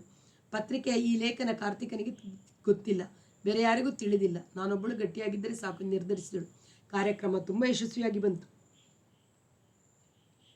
ಕೊನೆಗೆ ಜನಗಳು ಹುಚ್ಚೆದ್ದು ಚಪ್ಪಾಳೆ ತಟ್ಟಿದರು. ಅವಳಿಗೆ ಸಮಯ ಸ್ಫೂರ್ತಿ ಬಂತು. ಮುಖ್ಯಸ್ಥೆಯಾಗಿ ತಂಡದ ಕಲಾವಿದರುಗಳನ್ನು ಸಭೆಗೆ ಪರಿಚಯಿಸಿದ ನಂತರ ಅವಳೇ, ನೀವೆಲ್ಲ ನೋಡಿ ಆನಂದಿಸಿದ್ದೀರಿ, ಅದಕ್ಕಿಂತ ಹೆಚ್ಚಿನ ಯಶಸ್ಸು ಬೇರೊಂದಿಲ್ಲ. ಆ ಘರಾಣೆ ಈ ಘರಾಣೆ ಮಿಶ್ರಣ ಅನ್ನುವ ಕೊಂಕು ಮಾತನ್ನು ಕೆಲವರು ಸೃಷ್ಟಿಸಿ ರಂಜನೆ ಮಾಡಿಕೋಬಹುದು. ಎಲ್ಲ ಘರಾಣೆಗಳ ಮೂಲ ಭಾರತೀಯ ನಾಟ್ಯ ಪರಂಪರೆಯ ಬೇರೆ ಬೇರೆ ವಾಹಿನಿಗಳೇ. ಜಯಪುರ ಘರಾಣೆಯ ಕ್ರಿಯಾತ್ಮಕತೆಯನ್ನು ನಾನು ಕೃಷ್ಣನ ಪಾತ್ರದಲ್ಲಿ ಅಳವಡಿಸಿದ್ದೀನಿ. ಲಕ್ನೋ ಘರಾಣೆಯ ಭಾವ, ಲಾಸ್ಯ, ಅಭಿನಯಗಳನ್ನು ರಾಧೆಯಲ್ಲಿ ಅಳವಡಿಸಿದ್ದೀನಿ. ಇದರಿಂದ ರಚನೆಗೆ ಕಳೆ ಬಂದಿದ್ದರೆ ಸಾಕು. ಒಟ್ಟಿನಲ್ಲಿ ನೀವೆಲ್ಲ ಇದನ್ನು ಮೆಚ್ಚಿಕೊಂಡಿದ್ದೀರೋ ಇಲ್ಲವೋ ಎಂಬ ಪ್ರಶ್ನೆ ಹಾಕಿ ನಿಲ್ಲಿಸಿದಾಗ ಸಭಿಕರೆಲ್ಲ ಮತ್ತೆ ಗಟ್ಟಿಯಾಗಿ ಕರತಾಡನ ಮಾಡಿದರು. ಕೆಲವರು ಇದನ್ನೇ ಇನ್ನೊಂದು ಪ್ರದರ್ಶನ ಕೊಡಿ ಎಂದು ಕೂಗಿದರೂ ಅವಳಿಗೆ ಆತ್ಮವಿಶ್ವಾಸ ಹುಟ್ಟಿತು. ಯಾವ ಸೂಳೆ ಮಗ ಏನು ಬರ್ಕೊಂಡ್ರು ನಾನು ಕ್ಯಾರ್ ಮಾಡೋಲ್ಲ ಮನಸ್ಸಿನಲ್ಲಿ ಅಂದುಕೊಂಡಳು. ವಿಮಾನ ನಿಲ್ದಾಣದಿಂದ ಮನೆಗೆ ಬಂದಾಗ ಅಪರಾಹ್ನ 4 ಗಂಟೆ. ಮಧ್ಯಾಹ್ನ ನಿದ್ದೆ ಮುಗಿಸಿ ಎಚ್ಚೆತ್ತಿದ್ದ ಗುರೂಜಿ ಒಂದೇ ಸಲ ಕರೆಗಂಟೆಗೆ ಬಂದು ಬಾಗಿಲು ತೆರೆದರು. ಅವರ ಬಗೆಗೆ ಇವಳಿಗೆ ಕೋಪ ಬಂದಿದ್ದಂತೆ ಇವಳ ಬಗೆಗೂ ಅವರಿಗೆ ಕೋಪ ಬಿದ್ದುದು ಅವರ ಮುಖದಲ್ಲಿ ಕಾಣುತ್ತಿತ್ತು. ಪೆಟ್ಟಿಗೆಯನ್ನು ಕೋಣೆಯ ಮಂಚದ ಮೇಲೆ ಹಾಕಿದವಳೆ ಹಾಲ್ಗೆ ಬಂದಳು. ಸೋಫಾದ ಮೇಲೆ ಕುಳಿತ ಅವರು ಇವಳತ್ತ ನೋಡಿದಳು. ಯಾವನೋ ಕೇಳಿಗ ಪೇಪರ್ನವನು ಬಂದು ಏನೋನೋ ಕೇಳಿದ ಅಂತ ನೀವು ಬಾಯಿಗೆ ಬಂದ ಹಾಗೆ ಮಾತಾಡಬಹುದೇ ಎನ್ನುವಾಗ ಅವಳ ಧ್ವನಿ ಬುಸುಗುಡುತ್ತಿತ್ತು. ಯಾವ ಪೇಪರ್ನವನು? ಏನು ನಾನಂದದ್ದು? ಇಲ್ಲಿ ನೋಡಿ ಎಂದು ಪತ್ರಿಕೆ ಹಾಳೆಯನ್ನು ಬಿಡಿಸಿ ಮುಂದೆ ಹಿಡಿದು ಈ ಫೋಟೋಗಳನ್ನು ನೋಡಿ, ನಾನು ಆಧಾರ ಮಾಡ್ತೀನಿ ಅಂತ 2 ಅರ್ಥದ ಮಾತು ಹಾಕಿ ಬರೆದಿದ್ದಾನೆ. ನೀವು ಆಡದೇ ಅವನು ಬರೆದಿದ್ದಾನೆ. ಓ ಅದೇ, ನಾನು ಕೇಳಬೇಕು ಅಂತ ಕಾಯ್ತಿದ್ದೀನಿ. ಆ ಪ್ರೋಗ್ರಾಮ್ಗೆ ಹೋಗಿದ್ದೆಯಾ ಈಗ? ನಿನ್ನ ರಚನೆಯಲ್ಲಿ ಜಯಪುರದವನನ್ನು ಸೇರಿಸ್ಕೊಳ್ಳೋದು, ಅವನ ಶೈಲಿನ ಬೆರೆಸೋದು ಅಂದರೆ ಆಧಾರವಲ್ಲದೆ ಇನ್ನೇನು? ಗೊತ್ತಾದರೆ ನಾನು ಬೈತೀನಿ ಅಂತ ಕದ್ದು ಮುಚ್ಚಿ ಅವನ್ನ ಕರ್ಕೊಂಡು ಮಾಡ್ತಿದ್ದೀಯಾ? ಕದ್ದು ಮುಚ್ಚಿ ಏನು? ದೇಶಕ್ಕೆ ಗೊತ್ತು. ಗುರು ಸೋನ್ಲಾಲ್ನ ಹೆಂಡತಿ ಮಾಡ್ತಿರೋ ಕೆಲಸ ದೇಶಕ್ಕೆ ಗೊತ್ತಾ?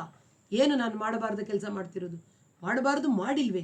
ಗರುಡ ಪಕ್ಷಿ ಅಂತ ಅವರ 2 ಕಣ್ಣುಗಳು ಕೊರೆದು ಪ್ರವೇಶಿಸುವಂತೆ ದಿಟ್ಟಿಸುತ್ತಿದ್ದ ತೀವ್ರತೆಯನ್ನು ತಡೆದುಕೊಳ್ಳುವುದು ಅವಳಿಗೆ ಕಷ್ಟವಾಯಿತು. ತಕ್ಷಣ ಉತ್ತರ ಹೊಳೆಯಲಿಲ್ಲ.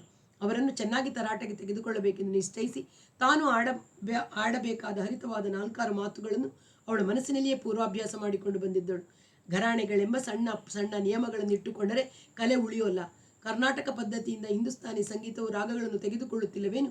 ಎಲ್ಲ ನೃತ್ಯ ಶೈಲಿಗಳು ಮೂಲ ಭರತನ ನಿಯಮವನ್ನು ಅನುಸರಿಸಿಯೇ ಬೆಳೆದಿಲ್ಲವೇನು ಎಂತೆಲ್ಲ ನೃತ್ಯ ಮೀಮಾಂಸೆಗಳ ವಾದವನ್ನು ಸಿದ್ಧಪಡಿಸಿಕೊಂಡಿದ್ದಳು. ಆದರೆ ಮಾಡಬಾರದ್ದು ಮಾಡಿಲ್ಲವೇ ಎಂಬ ಅವರ ಪ್ರಶ್ನೆಯಿಂದ ತನ್ನೊಳಗಿನ ಕಟ್ಟಡವೇ ತಿರುಚಿಕೊಂಡು ಬೇರೆ ಆಕಾರ ತಾಳಿದಂತಾಯಿತು. ಅವರನ್ನು ಎದುರಿಸುವುದು ಕಷ್ಟವಾಗಿ ಅಡಿಗೆ ಮನೆಗೆ ನಡೆದಳು. ಅಲ್ಲಿಗೆ ಬಂದದ್ದರಿಂದ ಏನಾದರೂ ಕೆಲಸ ಮಾಡಬೇಕೆಂದು ಚಹಾ ಮಾಡತೊಡಗಿದಳು.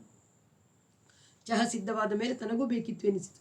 ಸೋಫಾದ ಮೇಲೆ ಕೂತಿದ್ದ ಅವರ ಮುಂದಕ್ಕೆ ಟೀಪಾಯಿ ಎಳೆದು ಚಹಾ ಬಿಸ್ಕತ್ತುಗಳ ಟ್ರೇಯನ್ನು ಅದರ ಮೇಲಿಟ್ಟು ಅಡಿಗೆ ಮನೆಗೆ ಹಿಂದಿರುಗಿ ಅಲ್ಲಿಯೇ ಸ್ಟೂಲಿನ ಮೇಲೆ ಕುಳಿತು ಚಹಾ ಕುಡಿದಳು. ರಾತ್ರಿ ದೊಡ್ಡ ಹಾಸಿಗೆಯಲ್ಲಿ ಅವರ ಪಕ್ಕ ಮಲಗಿದಾಗಲೂ ಮಾಡಬಾರದು ಮಾಡಿಲ್ಲವೇ ಎಂಬ ಅವರ ಗೃದ್ರ ಕಣ್ಣುಗಳ ಪ್ರಶ್ನೆ ಇರಿಯುತ್ತಿತ್ತು. ಏನು ನಾನು ಮಾಡಬಾರದು ಕೆಲಸ ಮಾಡಿರೋದು ಎಂಬ ಸಮರ್ಥನೆ ಕಾಣಿಸಿಕೊಂಡರೂ ಅವರ ಪ್ರಶ್ನೆಯ ಇರಿತ ಕಡಿಮೆಯಾಗಲಿಲ್ಲ. ಮಿತಿಯ 1 ಪೆಗ್ ವಿಸ್ಕಿಯ ಮೇಲೆ ಬಿದ್ದ ಬಿಸಿ ಬಿಸಿ ಊಟದ ರಾತ್ರಿಯ ನಿದ್ದೆ ಹತ್ತಿ ಅವರ ಹಲ್ಲು ತೆಗೆದಿಟ್ಟು ತುಟಿಗಳು ಆಕಾರಹೀನ ಸಪ್ಪಳದಲ್ಲಿ ಗೊರಕೆ ಬಿಡುತ್ತಿದ್ದು. ತನಗೆ ಈ ಆಕಾರ ತಪ್ಪಿದ ಗೊರಕೆಯು ಯಾವಾಗಲೂ ಕಸಿಬಿಸಿ ಮಾಡಿದೆ. ಆದರೆ ಈಗ ಅಸಹ್ಯವೆನಿಸತೊಡಗಿತು. ಸಂಪೂರ್ಣವಾಗಿ ಹಲ್ಲಿಲ್ಲದ ಬಾಯಿ ಮಾತ್ರ ಇಂಥ ರಚನಾರಹಿತ ಸದ್ದು ಮಾಡುತ್ತದೆ ಎಂಬ ಅರಿವಾದಾಗ ನನ್ನ ಪಾಡಿಗೆ ನಾನು ಯಾಕೆ ಬೇರೆ ಕೋಣೆಯಲ್ಲಿ ಮಲಗುತ್ತಿಲ್ಲ ಎಂಬ ಪ್ರಶ್ನೆ ಕಾಣಿಸಿಕೊಂಡಿತು.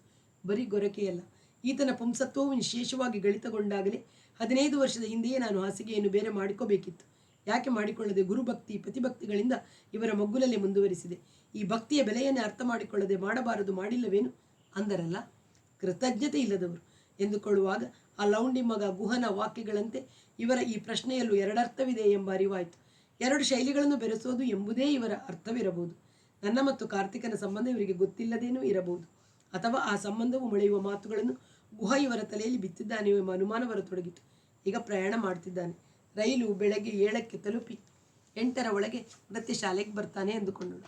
ಅವನನ್ನು ಮನೆಗೆ ಯಾರೂ ಕರ್ಕೊಂಡು ಬಂದಿಲ್ಲ. ಇವರಿಗೆ ಪರಿಚಯ ಮಾಡಿಸಿದರೆ ಯಾವ ಘರಾಣೆ, ಯಾರು ನಿನ್ನ ಗುರು ಎಂದೆಲ್ಲ ಕೇಳುತ್ತಿದ್ದುದು ಮಾತ್ರವಲ್ಲ, ಅವನ ಘರಾಣೆಯನ್ನು ಅವನೆದುರಿಗೆ ತುಚ್ಛವಾಗಿ ಹಳಿಯತೊಡಗುತ್ತಿದ್ದರು. ಆಮೇಲೆ ಅವನಿಲ್ಲಿ ಏನು ಮಾಡ್ತಾನೆ ಎಂದು ಕೇಳಿ ನಾನು ಅವನ ಜೊತೆಗೆ ಹಾಕ್ಕೊಂಡು ಅಷ್ಟಪದಿ ಆಧಾರಿತ ರಚನೆ ಮಾಡ್ತಿರೋದನ್ನು ಹೇಳಲೇಬೇಕಿತ್ತು. ಅದನ್ನು ಮಾಡೋಕ್ಕೆ ಇವರು ಬಿಡ್ತಿರ್ಲಿಲ್ಲ ಎಂಬ ಸರಣಿ ಬಿಚ್ಚಿಕೊಳ್ಳತೊಡಗಿತು. ಆಕಾರಹೀನ ಗೊರಕೆ ನಿಂತೇ ಇಲ್ಲ. ಒಂದೊಂದು ದಿನ ಹೀಗೆಯೇ ಎಂಬ ಅರಿವಿನೊಡನೆ ಒಮ್ಮೆ ಎಡಕ್ಕೆ ತಿರುಗಿ ನೋಡಿದಳು. ರಾತ್ರಿಯ ಕತ್ತಲಿನಲ್ಲೂ ಅವರ ಮುಖ ಕಾಣಿಸಿತು, ಅಥವಾ ಕಲ್ಪನೆಗೆ ಸಿಕ್ಕಿತು. ದಂತವನ್ನು ತೆಗೆದಿಟ್ಟ ಆಕಾರಹೀನ ಬಾಯಿ, ನರಗಳು ಉಬ್ಬಿಕೊಂಡ ಹಣೆ. 20 ವರ್ಷದ ಹಿಂದೆ ಹೀಗೆ ಇರಲಿಲ್ಲ. 62 ಮುಪ್ಪು ಕಾಲಿಟ್ಟಿತ್ತು, ಆಕ್ರಮಿಸಿರಲಿಲ್ಲ. ನನಗೆ ಅಷ್ಟು ವ್ಯತ್ಯಾಸ ತಿಳಿಯುತ್ತಿರಲಿಲ್ಲ. 22ಕ್ಕೆ ಎಷ್ಟು ತಿಳಿದಿತ್ತು. ಸುತ್ತಮುತ್ತ ಮುದುಕರನ್ನು ನೋಡುತ್ತಿದ್ದರೂ ಆ ಮುಪ್ಪು ಇನ್ನು 4-5 ವರ್ಷಗಳಲ್ಲೇ ಇವರನ್ನು ಅಡರಿ ಸುಕ್ಕುಗಟ್ಟಿಸುತ್ತದೆ ಎಂಬ ಅನ್ವಯ ಹೊಳೆಯದಷ್ಟು ವಿದ್ಯಾ ದಾಹ ಬಾಧಿಸುತ್ತಿರುವಾಗ ಹೇಗೆ ತಿಳಿದಿತ್ತು? ಕಾಯಿಲೆ ಬಿದ್ದರು. ನಾನೇ ಬೇಗ ಬಂದು ಆ ಸಣ್ಣ ಮನೆಯನ್ನು ಗುಡಿಸಿ ಸಾರಿಸಿ ಅವರಿಗೆ ಕಿಚಡಿ ಮಾಡಿಕೊಟ್ಟು ಡಾಕ್ಟರಿಂದ ಔಷಧಿ ತಂದು ಬಟ್ಟೆ ಒಗೆದು ಪಾತ್ರೆ ತೊಳೆದು 1 ವಾರದ ಜ್ವರ. ಅವರು ಅಧೀರರಾದರು. ಒಬ್ಬನೇ ಎಷ್ಟು ದಿನ ಇರಲಿ? ಜಡ್ಡು ಜಾಪತ್ತು ಆದರೆ ನೋಡಿಕೊಳ್ಳೋರು ಯಾರು ಇಲ್ಲಿ, ದಿಲ್ಲಿ ಸಾಕು, ಸುಮ್ಮನೆ ನಮ್ಮ ಮನೆಗೆ ಬಂದ್ಬಿಡಿ ಅಂತ ಮಗಳು ಹೇಳ್ತಾನೆ ಇರ್ತಾಳೆ. ಹೋಗ್ತೀನಿ, ಈ ದಿಲ್ಲಿಯಲ್ಲಿ ನನಗಿರೋದಾದರೂ ಯಾರು ಎಂಬ ತೀರ್ಮಾನ ಮಾಡಿದಾಗ ನನಗೆ ಶೂನ್ಯ ಕವಿಯಿತು. ನನಗೆ ಪಾಠ ಹೇಳೋರು ಯಾರು? ದಿಲ್ಲಿಯಲ್ಲಿ ಕಥಕ್ ದಂಧೆಯವರು ಎಷ್ಟೋ ಜನ ಇರಬಹುದು, 100 ಜನ ಇದ್ದಾರು. ಆದರೆ ಸೋಹನ್ ಗುರುವಿನಂಥ ಕಲಾವಿದ ಬೇರೊಬ್ಬ ಇಲ್ಲ. ಇವರಿಂದ ಕಲಿತ ಮೇಲೆ ಬೇರೆ ಯಾರ ಶಿಕ್ಷಣ ರುಚಿಸಿತು? ಇವರಿಗಿರುವ ಅಭಿನಯ ಕಲೆ. ಕವಿತೆಯ ಒಂದು ಸಾಲನ್ನು 20-30 ರೀತಿಯಲ್ಲಿ ಅರ್ಥೈಸಿ ಅಭಿನಯದಲ್ಲಿ ತೋರಿಸುವ ಕಲ್ಪನಾ ಶಕ್ತಿ ಬೇರೆ ಯಾರಿಗಿದೆ? ಬೇರೆಯವರು ಪದಗತಿಯಲ್ಲಿ ದೈಹಿಕ ಚಮತ್ಕಾರ ತೋರಿಸಬಹುದು, ಸೃಷ್ಟಿಸಬಹುದು. ಆದರೆ ಇವರಂತೆ ತಾಲದ ದೃಶ್ಯ ಕಾವ್ಯವನ್ನು ಸೃಷ್ಟಿಸಬಲ್ಲವರು ಯಾರು? ಇಂಥವರು ತಪ್ಪಿ ಹೋದರೆ ಏನು ಗತಿ ಎಂಬ ಆತಂಕ ಹುಟ್ಟಿ ರಾತ್ರಿ ನಿದ್ರೆ ಹತ್ತಿದರೂ ಅರ್ಧ ತಾಸಿನಲ್ಲಿ ಎಚ್ಚರವಾಗಿ ಗುರೂಜಿ ಹೋಗಬೇಡಿ, ದಿಲ್ಲಿಯನ್ನು ಬಿಡಬೇಡಿ, ನನ್ನ ಕೈ ಬಿಡಬೇಡಿ ಎಂದು ಒಳಕ್ಕೆ ಮೌನವಾಗಿ ಹಲುಬುತ್ತಾ ಶ್ಯಾಮನು ವೃಂದಾವನವನ್ನು ಬಿಟ್ಟು ಮಥುರೆಗೆ ಹೊರಟು ನಿಂತಾಗ ಪರಿತಪ್ಪಿಸುವ ರಾಧೆಯಾಗಿರುವಂತೆ ಕನಸು ಬಿದ್ದು ಎಚ್ಚರವಾದಾಗ 5ನೇ ಮಹಡಿ ಕಿರುಕೋಣೆಯ ಕಿಟಕಿಯಿಂದ ಬರುತ್ತಿದ್ದ ಮಬ್ಬು ಬೆಳಕಿನಲ್ಲಿ ಇವರು ಯಮುನಾ ತಟದ ಮರಳಿನ ಮೇಲೆ ಚುರುಕು ಕಾಲಿನಿಂದ ನರ್ತಿಸುವ 16 ವರ್ಷದ ಶ್ಯಾಮನಾಗಿ ಕಾಣತೊಡಗಿ, ಶ್ಯಾಮ್, ಇಲ್ಲ, ನಾನು ನಿನ್ನನ್ನು ಬಿಡುವುದಿಲ್ಲ ಎಂದು ಆರ್ತಳಾಗಿ ಕೈ ನೀಡಿ ಅಭಿನಯಿಸುವ ಕಲ್ಪನೆ ತೊಡಗಿ. 5-6 ದಿನಗಳಲ್ಲಿ ಎಂಥ ವಿಚಿತ್ರವಾದ ಆಲೋಚನೆ, ಬರೀ ಆಲೋಚನೆಯಲ್ಲ, ಗಟ್ಟಿಯಾದ ನಿರ್ಧಾರ. ಹೌದು, ಅವರಿಗೆ ಅಡಿಗೆ ಮಾಡಿ ಹಾಕೋರಿಲ್ಲ, ಜೊತೆಗೆ ಯಾರೂ ಇಲ್ಲ. ಅಂಥ ಕಲಾವಿದರಿಗೆ ಒತ್ತಾಸೆ ಬೇಡವೇ? ಸಂಗಾತಿ ಬೇಡವೇ? ಅವರ ಹೆಂಡತಿಯನ್ನು ನಾನು ನೋಡಿರಲಿಲ್ಲ. ಸತ್ತು 7-8 ವರ್ಷವಾಯಿತಂತೆ. ಆಕೆಯನ್ನು ನೃತ್ಯಕ್ಕೆ ಆಗಿರಲಿಲ್ಲ, ಕೇವಲ ಗೃಹಿಣಿ, ಆದ್ದರಿಂದ ಸಂಗಾತಿ ಆಗಿರಲಿಲ್ಲ.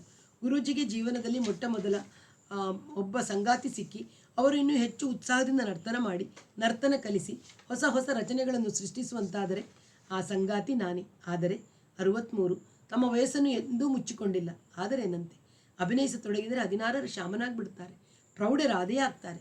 ಯದ್ಭಾವಂ ತದ್ಭವತಿ, ಭಾವಿಸಿದಂತೆ ವಾಸ್ತವತೆ. ಭಾವ ಮುಖ್ಯ, ಕಲೆ ಎಂದರೆ ಭಾವ ಎಂಬ ವಿಚಾರಗಳು ಸ್ಫುಟವಾಗಿ ಇಲ್ಲ. ನನ್ನ ಗುರು ಶ್ಯಾಮನನ್ನು ನನ್ನಿಂದ ಹೊರ ಹೋಗೋಕೆ ನಾನು ಬಿಡೋಲ್ಲ ಎಂದು ನಿಶ್ಚಯವಾಗಿ ಹಿಂದು ಮುಂದೆ ನೋಡದೆ ಫ್ಲ್ಯಾಟಿನ ಬೀಗ ಅಮುಕಿ ತುರ್ಕ್ಮನ್ ಗೇಟಿನ ಬಸ್ ಹತ್ತಿ ಹೋದಾಗ ಅವರು ಅಕ್ಕಿ ಆರಿಸುತ್ತಿದ್ದರು. ಮನೋಹರಿ, ಏನಿಷ್ಟು ಹೊತ್ತಿನಲ್ಲಿ ಬಂದು ಕರ್ಕೊಂಡು ಹೋಗುವಂಥ ಮಗಳಿಗೆ ಕಾಗದ ಬರೆದು ಹಾಕಿದ್ದೀರಾ? ಈಗ ತಾನೇ ಅಂಚೆ ಡಬ್ಬಕ್ಕೆ ಹಾಕಿ ಬಂದೆ, ಯಾಕೆ? ನನಗೆ ಮಾತು ಹೊರಡಲಿಲ್ಲ. ಮನಸ್ಸಿಗೆ ಮಂಕು ತುಂಬಿಕೊಂಡಿತು. ತುಸು ಹೊತ್ತಾದ ಮೇಲೆ ಅವರೇ, ಈ ಪ್ರಶ್ನೆ ಕೇಳೋಕೆ ಅಂತ ಈ ಹೊತ್ತಿನಲ್ಲಿ ಬಂದೆಯಾ? ಯಾಕೆ ಹೇಳು? ನೀ ಹೋದರೆ ನನ್ನ ಗತಿ ಏನು? ನಿನ್ನ ಚಿಂತೆಯೂ ಸರಿ, ನಿನ್ನ ನಾಡಿನಲ್ಲಿ ನರ್ತನ ಕಲೆ ಇದೆ, ತಕ್ಕ ಮೈಕಟ್ಟು ರೂಪಗಳೂ ಇವೆ, ಕಲಿಯುವ ಶ್ರದ್ಧೆ ಇದೆ. ಆದರೆ ನಾನೊಬ್ಬನೇ ಇರಲಾರೆ. ಲಖೀಂಪುರ ಅಷ್ಟು ಸುಲಭವಾಗಿ ಬಂದು ಪಾಠ ಹೇಳಿಸಿಕೊಂಡು ಹೋಗಬಹುದಾದಷ್ಟು ಹತ್ತಿರವಿಲ್ಲ. ಜೀವನ ಅಂದರೆ ಪರಿಸ್ಥಿತಿ ಹೀಗೆ ಬರ್ತವೆ. ಗುರೂಜಿ, ನನ್ನ ಮಾತು ಕೇಳಿ, ನೀವು ದಿಲ್ಲಿನ ಬಿಡಬೇಡಿ. ನಾನು ನಿಮಗೆ ಅಡುಗೆ ಮಾಡಿ ಇಕ್ತೀನಿ, ಬಟ್ಟೆ ಒಗೆದು ಕೊಡ್ತೀನಿ, ಎಲ್ಲ ಸೇವೆನೂ ಮಾಡ್ತೀನಿ, ನಿಮ್ಮ ಜೊತೆಗಿರ್ತೀನಿ. ಇವರು 1 ನಿಮಿಷ ಯೋಚಿಸಿದ್ರು. ಏನು ಮಾತಾಡ್ತಿದ್ಯಾ? ಮದುವೆ ವಯಸ್ಸಿನ ಹುಡುಗಿ ನನ್ನ ಜೊತೆ ಇದ್ದರೆ ಈ ಪುರಾಣಿ ದಿಲ್ಲಿಯ ನನ್ನ ಸುತ್ತಮುತ್ತಿನ ಜನ ಸುಮ್ಮನೆ ಇರ್ತಾರೆಯೇ? ನಿನ್ನ ತಾಯಿ ಸುಮ್ಮನೆ ಇರ್ತಾಳೆ? ನಾನು ನಿಮ್ಮನ್ನು ಮದುವೆ ಆಗ್ತೀನಿ, ಎಲ್ಲರೂ ಬಾಯಿ ಮುಚ್ಚೋ ಹಾಗೆ. ಇವರು ಅವಕ್ಕಾದರು. 1 ನಿಮಿಷದ ನಂತರ ನಿಂಗೆ ಹುಚ್ಚುಗಿಚ್ಚಿ ಹಿಡಿದಿದೆಯೇ? ನನ್ನ ವಯಸ್ಸೇನು, ನಿನ್ನ ವಯಸ್ಸೇನು? ನಾನು ನಿನಗಿಂತ 41 ವರ್ಷಕ್ಕೆ, ನೀನು ನನಗಿಂತ 41 ವರ್ಷಕ್ಕೆ ಚಿಕ್ಕೋಳು. ಆದರೇನಂತೆ? ನಾನು ಮದುವೆ ಆಗೋಕ್ಕೆ ನಿಶ್ಚಯಿಸಿರೋದು ನಿಮ್ಮ ಕಲೆನ, ವಯಸ್ಸನ್ನಲ್ಲ. ಕಲೆಗೆ ವಯಸ್ಸಿದೆಯೇ, ಮುಪ್ಪಿದೆಯೇ? ಕ್ಷಣಾರ್ಧದಲ್ಲಿ ನೀವು 16ರ ಹರೆಯದ ಕೃಷ್ಣನಾಗೋಲ್ವೇ? ನಾನು ಗುರುವಿನೊಡನೆ ಇಷ್ಟು ನಿರರ್ಗಳವಾಗಿ ಮಾತನಾಡಬಲ್ಲೆ ಅಂತ ನನಗೆ ಗೊತ್ತಿರಲಿಲ್ಲ. ಹುಚ್ಚು ಮಾತಾಡಬೇಡ. ಬಿಸಿಲಲ್ಲಿ ಬಂದಿದ್ದೀಯಾ, ನಿಂದು ಊಟವಾಗಿಲ್ಲ ಅಂತ ಮುಖ ನೋಡಿದರೆ ತಿಳಿಯುತ್ತೆ. ತರಕಾರಿ ಶೋಧಿಸಿ ಹೆಚ್ಚಿ ಮಾಡೋರು ಯಾರು ಅಂತ ನಾನು ಬರೀ ಚಾವಲ್ ದಾಲ್ ಸಿದ್ಧ ಮಾಡ್ತಿದ್ದೆ. ಹೋಗಿ ಒಂದಿಷ್ಟು ಕಾಯಿ ಪಲ್ಯ ತೊಗೊಂಡು ಬಾ. ಆ ಗೂಡಿನಲ್ಲಿ ಚಿಲ್ಲರೆ ಇರೋ ಜಾಗ ಗೊತ್ತಲ್ಲ, ಮನೇಲಿ ಗೋಧಿ ಹಿಟ್ಟು ಇಲ್ಲ, ಕಲಸಿ ಲಟ್ಟಿಸಿ ಬೇಯೋ ಕಷ್ಟ ಬೇಡ ಅಂತ ತಂದಿಲ್ಲ. ಕಿಟಕಿ, ಬೆಳಕು, ಗಾಳಿಗಳಿಲ್ಲದ ಕಿಷ್ಕಿಂದ ಅಡಿಗೆ ಮನೆ ಹೊಕ್ಕು ಸೀಮೆ ಎಣ್ಣೆ ಸ್ಟವ್ ಹಚ್ಚಿ ನಾನು ಮಾಡಿದ ಅಡಿಗೆಯನ್ನು ಅವರು ಬಹುತ್ ಬಡಿಯಾ ಬನಾಯಿ ಎಂದು ಮೆಚ್ಚಿ ಊಟ ಮಾಡಿದರು. ನಾನು ನಿಜವಾಗಿಯೂ ಶ್ರದ್ಧೆಯಿಂದ ಅಡಿಗೆ ಚೆನ್ನಾಗಿ ಮಾಡಿದ್ದೆ. ಅವರು ಮೆಚ್ಚಿ ನನ್ನ ಪ್ರಸ್ತಾಪವನ್ನು ಒಪ್ಪಿಕೊಳ್ಳಲಿ ಅಂತ. 1 ವಾರವಾದರೂ ಅವರು ಈ ವಿಷಯ ಎತ್ತಲಿಲ್ಲ. ವಾರಕ್ಕೆ 2 ದಿನ ನನ್ನ ಪಾಠ ಮಾತ್ರ ಆಯಿತು. ಮತ್ತೆ ಕೇಳಲು ನನಗೆ ನಾಚಿಕೆ. ಇವೆಲ್ಲ ಗಂಡಸು ಆಡಬೇಕಾದ ಮಾತು, ಮಾಡಬೇಕಾದ ಪ್ರಸ್ತಾವ. ಅವತ್ತು ಯಾವುದೋ ಉದ್ವೇಗದಲ್ಲಿ ಮಾತನಾಡಿದ್ದೆ. ಮತ್ತೆ ಆಡಲು ನನಗೇನೋ ತಡೆದಿತ್ತು. ಬಿಗುಮಾನವೇ, ನಾಚಿಕೆಯೇ. ದೇವರೇ, ಅವರು ದಿಲ್ಲಿ ಬಿಟ್ಟು ಅಲ್ಲ, ನನ್ನನ್ನು ಬೇಡ ಅಂತ ಮಗಳ ಮನೆಗೆ ಹೋಗದೇ ಇರಲಿ ಒಳಗೆ ಬೇಡ್ಕೋತಿದ್ದೆ. ಜಯಂತಿಯ ಜೊತೆಯಲ್ಲಿ ನನ್ನ ಪಾಠವಾದ ನಂತರ ಇವರು ನನ್ನೊಬ್ಬಳಿಗೆ ತುಸು ಒಂದಿಷ್ಟು ಕೆಲಸವಿದೆ ಅಂದದ್ದು 8ನೇ ದಿನ ಅಲ್ವೇ? ಹೌದು, ಶುಕ್ರವಾರ. ಜಯಂತಿ ಹೋದಳು. ನನ್ನನ್ನು ಎದುರಿಗೆ ಕೂರಿಸ್ಕೊಂಡು ಹೇಳಿದರು, ಅವತ್ತು ನೀನು ಮಾತಾಡಿದೆಯಲ್ಲ, ಆ ವಿಚಾರ ಇನ್ನೂ ನಿನ್ನ ಮನಸ್ಸಿನಲ್ಲಿ ಇದೆಯಾ? ನನಗೆ ತಕ್ಷಣ ನಾಚಿಕೆ ಆಯಿತು. ಕತ್ತು ಬಗ್ಗಿಸಿದೆ. ಇವರೇ ಕೇಳಿದರು, ನಿನ್ನ ಮನಸ್ಸಿನಲ್ಲಿ ಅದೇ ವಿಚಾರ ಗಟ್ಟಿಯಾಗಿದ್ದರೆ ನಾನು ಮುಂದಿನ ಮಾತಾಡ್ತೀನಿ. ನನಗೆ ಈಗಲೂ ಮಾತು ತಿಳಿಯಲಿಲ್ಲ. ಆಗ ಹುಟ್ಟಿದ್ದು ಆ ಕ್ಷಣದ ಭಾವನೆ ಈಗ ಉಳಿದಿಲ್ಲ ಅನ್ನೋದಿದ್ರೆ ಹೇಳಿಬಿಡು, ನನ್ನ ಬಲವಂತವಿಲ್ಲ. ಯಾಕೆಂದರೆ ನನ್ನನ್ನು ಕರ್ಕೊಂಡು ಹೋಗೋಕ್ಕೆ ಮಗಳು ಅಳಿಯ ಬರ್ತೀವಿ ಅಂತ ಕಾಗದ ಬರೆದಿದ್ದಾರೆ. ಅವರು ಅಲ್ಲಿಂದ ಹೊರಡುವ ಮೊದಲು ತಲುಪುವ ಹಾಗೆ ನೀವು ಬರಬೇಡಿ ಅಂತ ನಾನು ಕಾಗದ ಬರೀಬೇಕು. ಅಂದರೆ ಮದುವೆ ಆಗೋಕೆ ಇವರು ಮನಸ್ಸು ಮಾಡಿದ್ದಾರೆ ಅನ್ನುವ ಅರ್ಥ ನನಗಾಯಿತು. ಎದೆಯೊಳಗೆ ಅಂಜಿಕೆಯಿಂದ ಬಿಸಿ ಕಂಡಿತು. ಆ ವಿಚಾರ ಈಗ ನನ್ನಲ್ಲಿ ಉಳಿದಿಲ್ಲ ಎಂದು ಬಿಡುವ ಆಲೋಚನೆ ಮಿಂಚಿತು. ಆದರೆ ಅದನ್ನು ಹೇಳೋ ಧೈರ್ಯವಿಲ್ಲ. ಹಾಗೆ ಹೇಳಿ ಇವರು ಹೊರಟು ಹೋದರೆ ನನ್ನ ಕಲಿಕೆಯ ಗತಿ. ಬರೀ ಕಲಿಕೆಯಲ್ಲ, ಒಂದು ವಾರದಲ್ಲಿ ನನ್ನ ಮನಸ್ಸಿನಲ್ಲಿ ಸಕಲ ರೂಪ ತಾಳಿದ್ದ ಇವರು ಹೊರಟು ಹೋದರೆ ನನ್ನ ಜೀವವಾದರೂ ಹೇಗೆ ಉಳಿದೀತು ಅನ್ನಿಸಿತು. ನೀನು ಏನು ಮಾತಾಡ್ತಾ ಇಲ್ಲ ಅಂದರೆ ನಿನಗೆ ಇಷ್ಟವಿಲ್ಲ. 22ರ ಪ್ರಾಯದಲ್ಲಿ ಹುಡುಗಿರ ಮನಸ್ಸಿನಲ್ಲಿ ಏನೇನೋ ಕಲ್ಪನೆಗಳು ಮೂಡಿ ಮರೆಯಾಗ್ತವೆ. ನಿನಗೂ ಅಂಥದ್ದೊಂದು ಆಗಿತ್ತು ಅಲ್ವೇ? ಹಾಗಂತ ಸ್ಪಷ್ಟವಾಗಿ ಹೇಳು, ನನ್ನ ಬಲವಂತವಿಲ್ಲ. ನನ್ನನ್ನು ಮದುವೆಯಾಗಿ ಜೊತೆಯಲ್ಲಿರುವಂಥ ನಾನೇನು ನಿನ್ನನ್ನು ಕೇಳ್ತಿಲ್ಲ. ಪ್ರಸ್ತಾಪ ಮಾಡಿದವಳು ನೀನು. ಅದು ಗಟ್ಟಿಯಾಗಿದ್ದರೆ ಮಾತ್ರ ನಾನು ಮುಂದಿನ ಹೆಜ್ಜೆ ಇಡ್ತೀನಿ. ಗಟ್ಟಿಯೇ ಪೊಳ್ಳೆ ಅಂತ ಪರೀಕ್ಷೆಗೆ ಈ ಪ್ರಶ್ನೆಗೆ ಮಾಡ್ತಿದ್ದೀನಿ. ನನಗೆ ಆಗದ ಮಾತಿನ ಪಂಜರದೊಳಗೆ ಸಿಕ್ಕಿ ಹಾಕಿಕೊಂಡಾಯಿತು. ನಾನು ಕಟ್ಟಿದ ಮಾತಿನ ಪಂಜರವೋ ಅಥವಾ ನನ್ನ ಮಾತುಗಳನ್ನು ಬಳಸಿ ಅವರು ಕಟ್ಟಿದ ಪಂಜರವೋ ಎಂಬ ವ್ಯತ್ಯಾಸ ಆಗ ಹೊಳೆಯಲಿಲ್ಲ. 1 ನಿಮಿಷದ ನಂತರ ಒಂದ್ಸಲ ಆಡಿದ ಮೇಲೆ ನನ್ನ ಮಾತು ಯಾವಾಗಲೂ ಗಟ್ಟಿಯೇ ಎಂದೆ. ನಿನ್ನ ಹತ್ತಿರ ಯಾವುದೂ ಮುಚ್ಚುಮರೆ ಇಲ್ಲ. ನನಗೆ ತಿಂಗಳಿಗೆ 500 ರೂಪಾಯಿ ಸಂಪಾದನೆ ಆಗುತ್ತೆ. ಅದರಲ್ಲಿ ಜೀವನವಾಗಬೇಕು. 1 ವರ್ಷದಿಂದ ಇರೋದ್ರಿಂದ ಈ ಮನೆಯ ಬಾಡಿಗೆ 40 ರೂಪಾಯಿ ಇದೆ. ನಾನು ಬಿಟ್ಟರೆ 700-800 ಕೊಡುವಂಥವ್ರು ಇದ್ದಾರೆ. ಹೇಗಾದರೂ ಮಾಡಿ ನನ್ನನ್ನು ಖಾಲಿ ಮಾಡಿಸ್ಬೇಕು ಅಂತ ಮಾಲೀಕ ಪ್ರಯತ್ನ ಮಾಡ್ತಿದ್ದಾರೆ. ಈ ಸಂಪಾದನೆ ಇದೇ ರೀತಿ ಮುಂದುವರಿಯುತ್ತೆ ಅಂತ ಹೇಳುವಂತಿಲ್ಲ. ನಾನು ಕಲಿಸಿದ ರೀತಿ ನೀನು ಶ್ರಮಪಟ್ಟರೆ 3-3.5 ವರ್ಷದಲ್ಲಿ ನಿನ್ನನ್ನು ಅಖಿಲ ಭಾರತ ಮಟ್ಟದ ನರ್ತಕಿಯಾಗಿ ಮಾಡಬಲ್ಲೆ. ಆಮೇಲೆ ನಾವಿಬ್ಬರು ಕಾರ್ಪಣ್ಯವಿಲ್ಲದೆ ಬದುಕಬಹುದು, ಒಂದು ಸ್ವಂತ ಮನೆಯೂ ಮಾಡ್ಕೋಬೋದು. ನೀವು ಎಷ್ಟು ಸಾಧನೆ ಮಾಡಿಸಿದ್ರು ನಾನು ಮಾಡ್ತೀನಿ ಎನ್ನುವಾಗ ನಾನು ಉತ್ಸುಕಳಾಗಿದ್ದೆ. ಇನ್ನೊಂದು ತಿಳ್ಕ, ಈ ಮುದುಕನನ್ನು ಮಾಡಿಕೊಂಡು ನನಗೇನು ಸಿಕ್ಕುತ್ತೆ ಅಂದ್ಕೋಬೇಡ. ವಯಸ್ಸಾಗಿದ್ದರೂ ನನಗೆ ಮುಪ್ಪು ಬಂದಿಲ್ಲ. ನೃತ್ಯ ಮಾಡಿ ಮಾಡಿ ಈ ಶರೀರದ ಪ್ರಾಯವನ್ನು ಕಾಪಾಡಿಕೊಂಡಿದೆ. ಈಗಲೂ ನಾನು ಕೃಷ್ಣನ ಪಾತ್ರ ಹಾಕಿ ಕಾಲಿಗೆ ಗೆಜ್ಜೆ ಕುಣಿಯೋಕ್ಕೆ ಶುರು ಮಾಡಿದರೆ ಇಡೀ ಹಿಂದೂಸ್ತಾನದಲ್ಲಿ ಯಾವನು ಸರಿಗಡ್ತಾನೆ? ತಬಲಾ ಯಾವ ಬನಾರಸ್ ಮಹಾರಾಜ ನನ್ನ ಪಾದದ ಚುರುಕು ಅನುಸರಿಸಿ ಬಾರಿಸ್ತಾನೆ? ನನಗೆ ಅದು ನಿಜವೆನಿಸಿತು. ಗುರುಗಳ ಕಾರ್ಯಕ್ರಮವನ್ನು ನಾನು ನೋಡಿದ್ದೆ. ಅವರ ಪದಗತಿಯನ್ನು ಅನುಸರಿಸಲು ನಿಜವಾಗಿಯೂ ಬನರಾಸಿನ ಬಿಂದು ಮಹಾರಾಜರಿಗೆ ಕಷ್ಟವಾಗಿ ವಾಹ ಅಂದಿದ್ದರು. ಶರೀರದ ಪ್ರಾಯ ಮುಪ್ಪುಗಳ ಅರ್ಥ ನನಗೆ ಹೇಗೆ ಆಗಬೇಕು? 22ರಾದರೂ ಅನುಭವವಿಲ್ಲ. ನರಗಳು ಉಬ್ಬಿ ಕಾಣುವ ಇವರ ಮುಂಗೈಗಳು ಬಾಸುರಿಯನ್ನು ಹಿಡಿದು ಮಿಂಚಿನ ವೇಗದಲ್ಲಿ ನರ್ತಿಸುವ 16ರ ಹರೆಯದ ಕೃಷ್ಣನ ಕೈಗಳಂತೆ ಕಂಡು. ಈ ಮದುವೆಯನ್ನು ಅಮ್ಮನಿಗೆ ಹೇಗೆ ಹೇಳುವುದು? BSc ಮಾಡಿಸಿ ನನ್ನನ್ನು ಟೀಚರ್ ಮಾಡಿಸ್ಬೇಕೆಂದು ಎಷ್ಟೋ ಆಸೆ ಇಟ್ಕೊಂಡಿದ್ದಾಳೆ. ವಿಜ್ಞಾನ ನನ್ನ ತಲೆಗೆ ಹತ್ತು ಹೋಗ್ತಿರ್ಲಿಲ್ಲ. ಬೀಜಗಣಿತ ಕಗ್ಗಂಟಾಗ್ತಿತ್ತು. ತಾಳದ ಗಣಿತವಾದರೆ ತನಗೆ ತಾನೇ ಲೆಕ್ಕ ಉಳಿತಿತ್ತು. 1 2 3 4 5 6 ಆಗಲಿ ತತ್ ತತ್ ತಿ ಗದ ದಿಗ್ ದಿಗ್ ತಿ ಗದ ಆಗಲಿ ತಿ ಗದ ತಿ ಗದ ತಿ ಗದ ತತ್ ತತ್ ತೈ ಆಗಲಿ ಲೆಕ್ಕ ತಕ್ಷಣ ಸಿಕ್ಬಿಡುತ್ತಿತ್ತು. ಲಯದಲ್ಲಿ ಯಾವ ಬದಲಾವಣೆ ಮಾಡಿದರೂ ತಿಳಿತಿತ್ತು. ನಿದ್ರೆಯಲ್ಲೂ ಕಾಲುಗಳು ತಾಳ ತಪ್ಪದಂತೆ ಚಲಿಸುತ್ತಿದ್ದವಂತೆ. ಕಾಲೇಜಿಗೆ ಹೋಗ್ತಿದ್ದೆ. ಮುಂದಿನ ತರಗತಿಗೆ ತಳ್ತಿದ್ರು. ಕೊನೆಯ ವರ್ಷದ ವಿಶ್ವವಿದ್ಯಾಲಯದ ಪರೀಕ್ಷೆಯಲ್ಲಿ ಪಾಸ್ ಆಗಲ್ಲ ಅಂತ ನನಗೆ ಗೊತ್ತಿತ್ತು. ಗಣಿತ ವಿಜ್ಞಾನಗಳನ್ನು ಬಿಟ್ಟು ಯಾವುದಾದ್ರೂ ಮಾನವಿಕ ವಿಷಯ ಕೊಡಿಸಿದರೆ BA ಆದರೂ ಮುಗಿತಿತ್ತು ಅಂತ ಅಮ್ಮನೂ ಚಿಂತಿಸ್ತಿದ್ಲು. ಆದರೆ BSc ಮಾಡಿದರೆ ಉಪಾಧ್ಯಾಯಿನಿಯಾಗಿ ನೌಕರಿ ಸಿಗುವಷ್ಟು ಅವಕಾಶ BA ಆದವರಿಗೆ ಇಲ್ಲ ಅಂತ ಸ್ವತಃ ಉಪಾಧ್ಯಾಯಿನಿಯಾದವಳ ಅನುಭವದಿಂದ ಹಾಗೆ ಮಾಡಿದ್ದಳು. ನೃತ್ಯದಲ್ಲಾದರೂ ಡಿಪ್ಲೊಮಾ ಮಾಡಿದರೆ ಯಾವುದಾದ್ರೂ ದೊಡ್ಡ ಶಾಲೆಯಲ್ಲಿ ಡ್ಯಾನ್ಸ್ ಟೀಚರ್ ಎಂಬ ನೌಕರಿ ಸಿಗ್ಬೋದು. ಆದರೆ ಎಲ್ಲ ಶಾಲೆಗಳು ಅಂಥ ಹುದ್ದೆಗಳಿಲ್ಲ. ಅಲ್ಲದೆ ಸಂಬಳ, ಸಾರಿಗೆ, ಬಡ್ತಿ, ಅಂತಸ್ತು ಮೊದಲಾದವುಗಳಲ್ಲಿ ಕಟ್ಟಕಡೆಯ ಸ್ಥಾನ ನೃತ್ಯ ಸಂಗೀತಗಳ ಉಪಾಧ್ಯಾಯರೆಂಬ ಪರಿಣತಿಯು ಅವಳಿಗೆ ಬಾಧಿಸುತ್ತಿತ್ತು. 2 ಮಕ್ಕಳನ್ನು ಕಟ್ಟಿಕೊಂಡು 23ಕ್ಕೆ ವಿಧವೆಯಾಗಿ ತಂದೆಯ ಸಹಾಯದಿಂದ BSc ಮುಗಿಸಿ ಹೈಸ್ಕೂಲ್ ಉಪಾಧ್ಯಾಯಿನಿಯಾದವಳಿಗೆ ಮಕ್ಕಳ ವಿದ್ಯಾಭ್ಯಾಸ ಮತ್ತು ನೌಕರಿಯ ಬಗೆಗೆ ನಿಶ್ಚಿತ ಗುರಿ ಇತ್ತು. ಮಗನಿಗಂತೂ ಇಂಜಿನಿಯರಿಂಗ್ ಪ್ರವೇಶ ಸಿಕ್ಕಿತ್ತು. ನನ್ನದೊಂದೇ ಆಧಾರ ಕಾಣದ ಸ್ಥಿತಿ. ನಿನ್ನನ್ನು ಡ್ಯಾನ್ಸ್ ಕ್ಲಾಸ್ಗೆ ಸೇರಿಸಿ ನಾನೇ ಹಾಳು ಮಾಡಿದೆ ಅಂತ ಬೈದುಕೊತಾ ಇದ್ಲು. ಆದರೆ ನನಗೆ ನೃತ್ಯವು ಕೇವಲ ನೌಕರಿಯ ಸಾಧನವಾಗಿರಲಿಲ್ಲ, ಜೀವನದ ಉಸಿರಾಗಿತ್ತು. ಗುರುವು ಹೇಳಿಕೊಟ್ಟ ಪಾಠವನ್ನು ಮನೆಯಲ್ಲಿ ಗೆಜ್ಜೆ ಕಟ್ಟಿಸಿಕೊಂಡು ಅಭ್ಯಾಸ ಮಾಡ್ಕೋಬೇಕು. ಆದರೆ 5ನೇ ಮಹಡಿಯ ಒಂದು ಕಿರು ಹಾಲು 2 ಕಿರು ಕೋಣೆಗಳ ಫ್ಲ್ಯಾಟಿನಲ್ಲಿ ಕಥಕ್ಕಿನ ಪಾದಕ್ರಿಯೆಯನ್ನು ಅಭ್ಯಾಸ ಮಾಡಿಕೊಳ್ಳತೊಡಗಿದರೆ ಕೆಳಗಿನ ಫ್ಲ್ಯಾಟ್ನವರು ಹತ್ತಿ ಬಂದು ಬಾಗಿಲು ಬಡಿಯುತ್ತಿದ್ದರು. ಹುಡುಗಿ, ನಿನಗೆ ಪೊಲೀಸ್ ಕಂಪ್ಲೇಂಟ್ ಕೊಡಬೇಕೇನು? ಅಮ್ಮ ಮನೆಗೆ ಬಂದ ಮೇಲೆ ಅವಳಿಗೂ ದೂರು ಹೇಳ್ತಿದ್ರು. ಜಯಂತಿಯ ಸ್ನೇಹವಾಗದಿದ್ದರೆ ಮನೆಯಲ್ಲಿ ಅಭ್ಯಾಸ ಮಾಡಿಕೊಳ್ಳೋದೇ ಆಗ್ತಿರಲಿಲ್ಲ. ನೆಲ ಮತ್ತು ಮಹಡಿಗಳೆರಡೂ ಇದ್ದ ಸ್ವತಂತ್ರ ಕಟ್ಟಡ ಅವಳ ಮನೆಯಲ್ಲಿ ಅವಳಿಗೆ ನನಗೆ ಅವಳು ತಾಳೆ ಹಿಡಿದು ಅಭ್ಯಾಸ ಮಾಡಿಕೊಂಡು ಅವಳಿಗಿಂತ ನಾನು ಎಷ್ಟು ಚುರುಕು. ಅಮ್ಮ ಒಪ್ಪೋಲ್ಲ ಅಂತ ಮೊದಲೇ ಗೊತ್ತಿತ್ತು. ನನ್ನ ನಿಶ್ಚಯನ ಅವಳಿಗೆ ಹೇಳೋಕ್ಕೂ ಅಂಜಿಕೆ. ಅವಳ ದೃಷ್ಟಿಯಿಂದ ಆಲೋಚಿಸುವ ತಾಳ್ಮೆ ಆಗ ನನಗೆಲ್ಲಿಂದ ಬರಬೇಕು? ಚಿಕ್ಕ ವಯಸ್ಸಿಗೆ ಗಂಡನನ್ನು ಕಳ್ಕೊಂಡು 22ರ ಇಷ್ಟು ತನಕ ಬೆಳೆಸಿದ ಮಗಳು ಇದ್ದಕ್ಕಿದ್ದಂತೆ ತನ್ನ ಅಜ್ಜನ ವಯಸ್ಸಿನ ಗುರುವನ್ನು ಮದುವೆ ಆಗ್ತೀನಿ ಅಂದರೆ ಹೇಗೆ ಒಪ್ತಾಳೆ? ಬೆದರಿಸಿದಳು. ಕಾಲು ಮುರಿದು ಕೂರಿಸ್ತೀನಿ, ನೀನು ಡ್ಯಾನ್ಸ್ ಮಾಡಿದಾಗ ಮಾಡ್ತೀನಿ ಅಂದಳು. ಈ ಗುರುಜಿನ ಮನೆಗೆ ಬಂದು ಹೀನಾಮಾನ ಬೈದಳು. ನನ್ನ ಮಗಳ ಮನಸ್ಸು ಕೆಡಿಸಿದ್ಯಾ? ಪೊಲೀಸ್ ಕಂಪ್ಲೇಂಟ್ ಕೊಟ್ಟು ಅರೆಸ್ಟ್ ಮಾಡಿಸ್ತೀನಿ, ಬದ್ಮಾಶ್ ಅಂತ ಅಕ್ಕಪಕ್ಕದವರು ಸೇರುವಾಗಿ ಕಿರಿಚಿದಳು. ನನ್ನ ಹಠ ಬಲಿಯಿತು. ಹೋಗು ಪೊಲೀಸ್ಗೆ, ನನಗೆ 22 ವರ್ಷವಾಗಿದೆ, ಯಾವ ಪೊಲೀಸ್ನವರು ಏನು ಮಾಡೋಕ್ಕಾಗಲ್ಲ ಅಂತ ನೆರೆದ ಜನರ ಎದುರಿಗೆ ಜವಾಬು ಕೊಟ್ಟೆ. ಸಿಟ್ಟು ಮಾಡಿಕೊಂಡು ಹೊರಟು ಹೋದವಳು ಮತ್ತೆ 3 ವರ್ಷ ಬರಲಿಲ್ಲ. ದಿಲ್ಲಿಯಲ್ಲಿ ನನ್ನ ರಂಗಪ್ರವೇಶವಾಗಿ ಪೇಪರ್ಗಳಲ್ಲೆಲ್ಲ ಹೊಗಳಿಕೆ ಬಂದ ಮೇಲೆ ಅವಳೇ ಬಂದಳು. ಮಗಳ ಮೇಲೆ ಕೋಪ ಇಳಿದಿತ್ತು. ಆದರೆ ತನ್ನ ತಂದೆಯ ವಯಸ್ಸಿನ ಮುದುಕನನ್ನು ಅಳಿಯ ಅಂತ ಒಪ್ಕೊಳ್ಳೋಕ್ಕಾಗದೆ ಇವರ ಮೇಲೆ ಗುರುಗುಟ್ಟಿದಳು. ನನ್ನನ್ನು ಮದುವೆ ಆಗುವಂತ ನಾನೇನು ನಿನ್ನ ಮಗಳನ್ನು ಕೇಳ್ಕೊಳ್ಳಿಲ್ಲ, ಆಗುವಂತ ಕೇಳಿದಳು ಅವಳೇ. ಕೋಪವಿದ್ದರೆ ಅವಳ ಮೇಲೆ ತೆಗಿ, ನನ್ನ ಮನೆಗೆ ಬಂದು ನನ್ನ ಮೇಲೆ ಯಾಕೆ ಹೀಗೆ ಗುರುಗುಟ್ಟುತ್ತಿ? ಇವರು ಕೇಳಿದ್ದಕ್ಕೆ ಮುಖಭಂಗವಾಗಿ ಹೊರಟು ಹೋದಳು. ಮತ್ತೆ ಬರಲಿಲ್ಲ. ಆಮೇಲೆ ನಾನೇ ಆಗಾಗ ಅಲ್ಲಿಗೆ ಹೋಗಿ ನೋಡೋದು ಪದ್ಧತಿ ಆಯಿತು. ಕೊನೆಗೂ ಅವಳು ನನ್ನನ್ನು ಕ್ಷಮಿಸಲಿಲ್ಲ. ರಿಟೈರ್ ಆದ ಮೇಲೆ ಮಗನ ಜೊತೆ ಇರೋಕೆ ಅಂತ ಹೈದರಾಬಾದಿಗೆ ಹೋಗ್ಬಿಟ್ಲು. ಆಮೇಲೆ ನಾನು ಹೋಗಲಿಲ್ಲ, ಅವಳು ಒಂದು ಕಾಗದ ಬರೆಯಲಿಲ್ಲ. ಎಷ್ಟು ವರ್ಷವಾಯಿತು ಅವಳನ್ನು ನೋಡಿ. ಮನೋಹರಿ ನೆನಪು ಮಾಡಿಕೊಂಡಳು. ಅಮ್ಮ, ನಾನು ಈಗ ಇರೋದು ನನ್ನ ಮನೆ, ನಾನು ಸಂಪಾದಿಸಿದ್ದು. ಬಾ, ಒಂದು ತಿಂಗಳಾದರೂ ಇರುವಂಥ ಹೈದರಾಬಾದಿಗೆ ಹೋಗಿ ಕರಿಬೇಕು. ಈ ಮುದುಕನ ಮುಖ ನೋಡಿದರೆ ನಿನಗೆ ತಡೆಯೋಕ್ಕಾಗೋದಿದ್ರೆ ಇಲ್ಲಿ ಬೇಡ, ನರ್ತನ ಶಾಲೆಯ ಮಹಡಿ ಮೇಲೆ ಬೇಕಾದಷ್ಟು ಜಾಗವಿದೆ ಅನ್ಬೇಕು ಎನ್ನುವ ಆಲೋಚನೆ ಬಂತು. ಅವಳ ಕೋಪ ಹತಾಶೆಗಳು ಇವರ ಮೇಲೆ ತಿರುಗದಂತೆ ಸಂರಕ್ಷಿಸಿ ನನ್ನ ಮೇಲೆ ಬೀಳುವಂತೆ ಮಾಡಿಕೊಂಡು ಇವರಿಗೆ ನೆನಪಿದೆಯೇ? ತಿರುಗಿ ನೋಡಿದಳು. ನನ್ನ ಕಡೆಗೆ ಬೆನ್ನು ಮಾಡಿ ಮಲಗಿದ್ದಾರೆ. ಉಸಿರಿನ ಶಬ್ದ ಕೇಳುತ್ತಿದೆ, ಗೊರಕೆ ಇಲ್ಲ.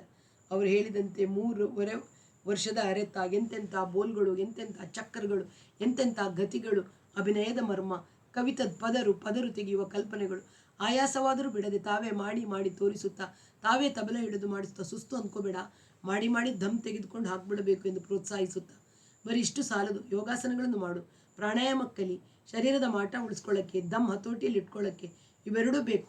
ಇವೆರಡು ಮಾಡಿದವರು 60ಆದರೂ ಚಿಗರೆಯಂತೆ ಚಿಂಬುವುದು ತಿಳ್ಕೊ ಎಂದು ಅವನ್ನೂ ಹೇಳಿಕೊಟ್ಟು ನನ್ನ ಶರೀರದ ಹಗುರ ನನಗೆ ಅನುಭವಕ್ಕೆ ಬರತೊಡಗಿ. ವಾವ್!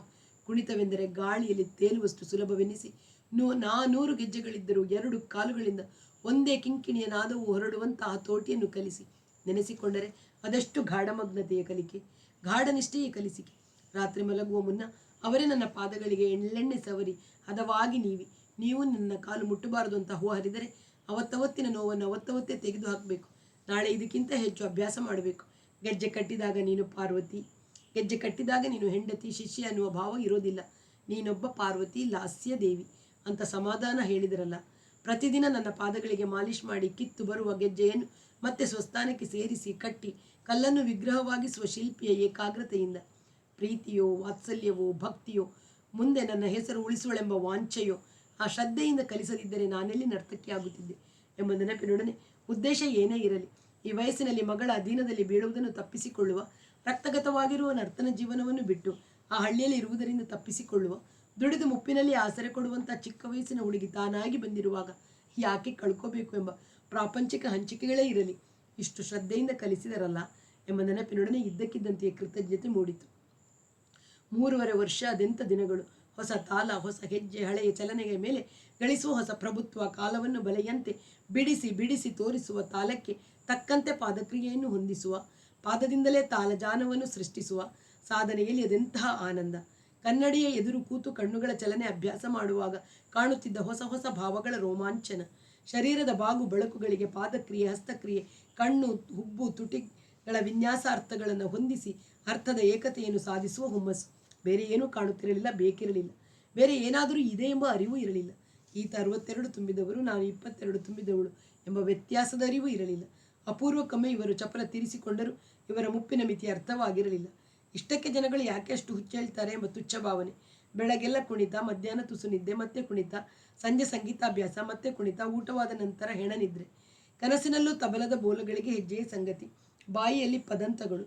ಬೃಂದಾವನದ ಕೃಷ್ಣ ಕೂಡ ಪಾದಾಘಾತ, ಪಾದಚರಿಯೆ, ತಾಲದ 1000 ದಳಗಳಾಗಿ ಕಾಣಿಸಿಕೊಳ್ಳುತ್ತಿದ್ದನೇ ಹೊರತು ಮಧುರ ಭಾವವನ್ನು ಪ್ರಚೋದಿಸುವ ಸಖನಾಗಿ ಮೂಡುತ್ತಿರಲಿಲ್ಲ. ಈ ತನ್ಮಯದ ತಪಸ್ಸಿನ ನಡುವೆ ಬಸಿರಿಯಾಗಿದ್ದೀನಿ ಸೂಚನೆ ಕಾಣಿಸಿಕೊಂಡಾಗ ಆ ಸೂಚನೆಯನ್ನು ಅರ್ಥ ಮಾಡಿಕೊಳ್ಳುವ ತಿಳುವಳಿಕೆಯೂ ಇರಲಿಲ್ಲ. ಡಾಕ್ಟರ್ ಹೇಳಿದಾಗ ಹೂಹಾರಿದೆ. ಬಸಿರು, ಮಗು, ಸಾಧನೆಯ ಗತಿ ಏನು? ಹಾಗೆ ಇವರ ಮೇಲೆ ತೆಪ್ಪಗೆ ಬಿದ್ದುಕೊಳ್ಳಲಾರದೆ ಇದೇನು ಮಾಡಿಬಿಟ್ರು ಎಂಬ ಕೋಪ ಬಂತು. ಪರೀಕ್ಷೆ ಮಾಡಿದ ಡಾಕ್ಟರು ನನ್ನ ಪೆದ್ದುತನ ನೋಡಿ, ನಿನಗೆ ತಾಯಿ ಇಲ್ಲವೇ? ಇಂಥವನ್ನೆಲ್ಲ ತಾಯಿಯೇ ಹೇಳ್ತಾರೆ.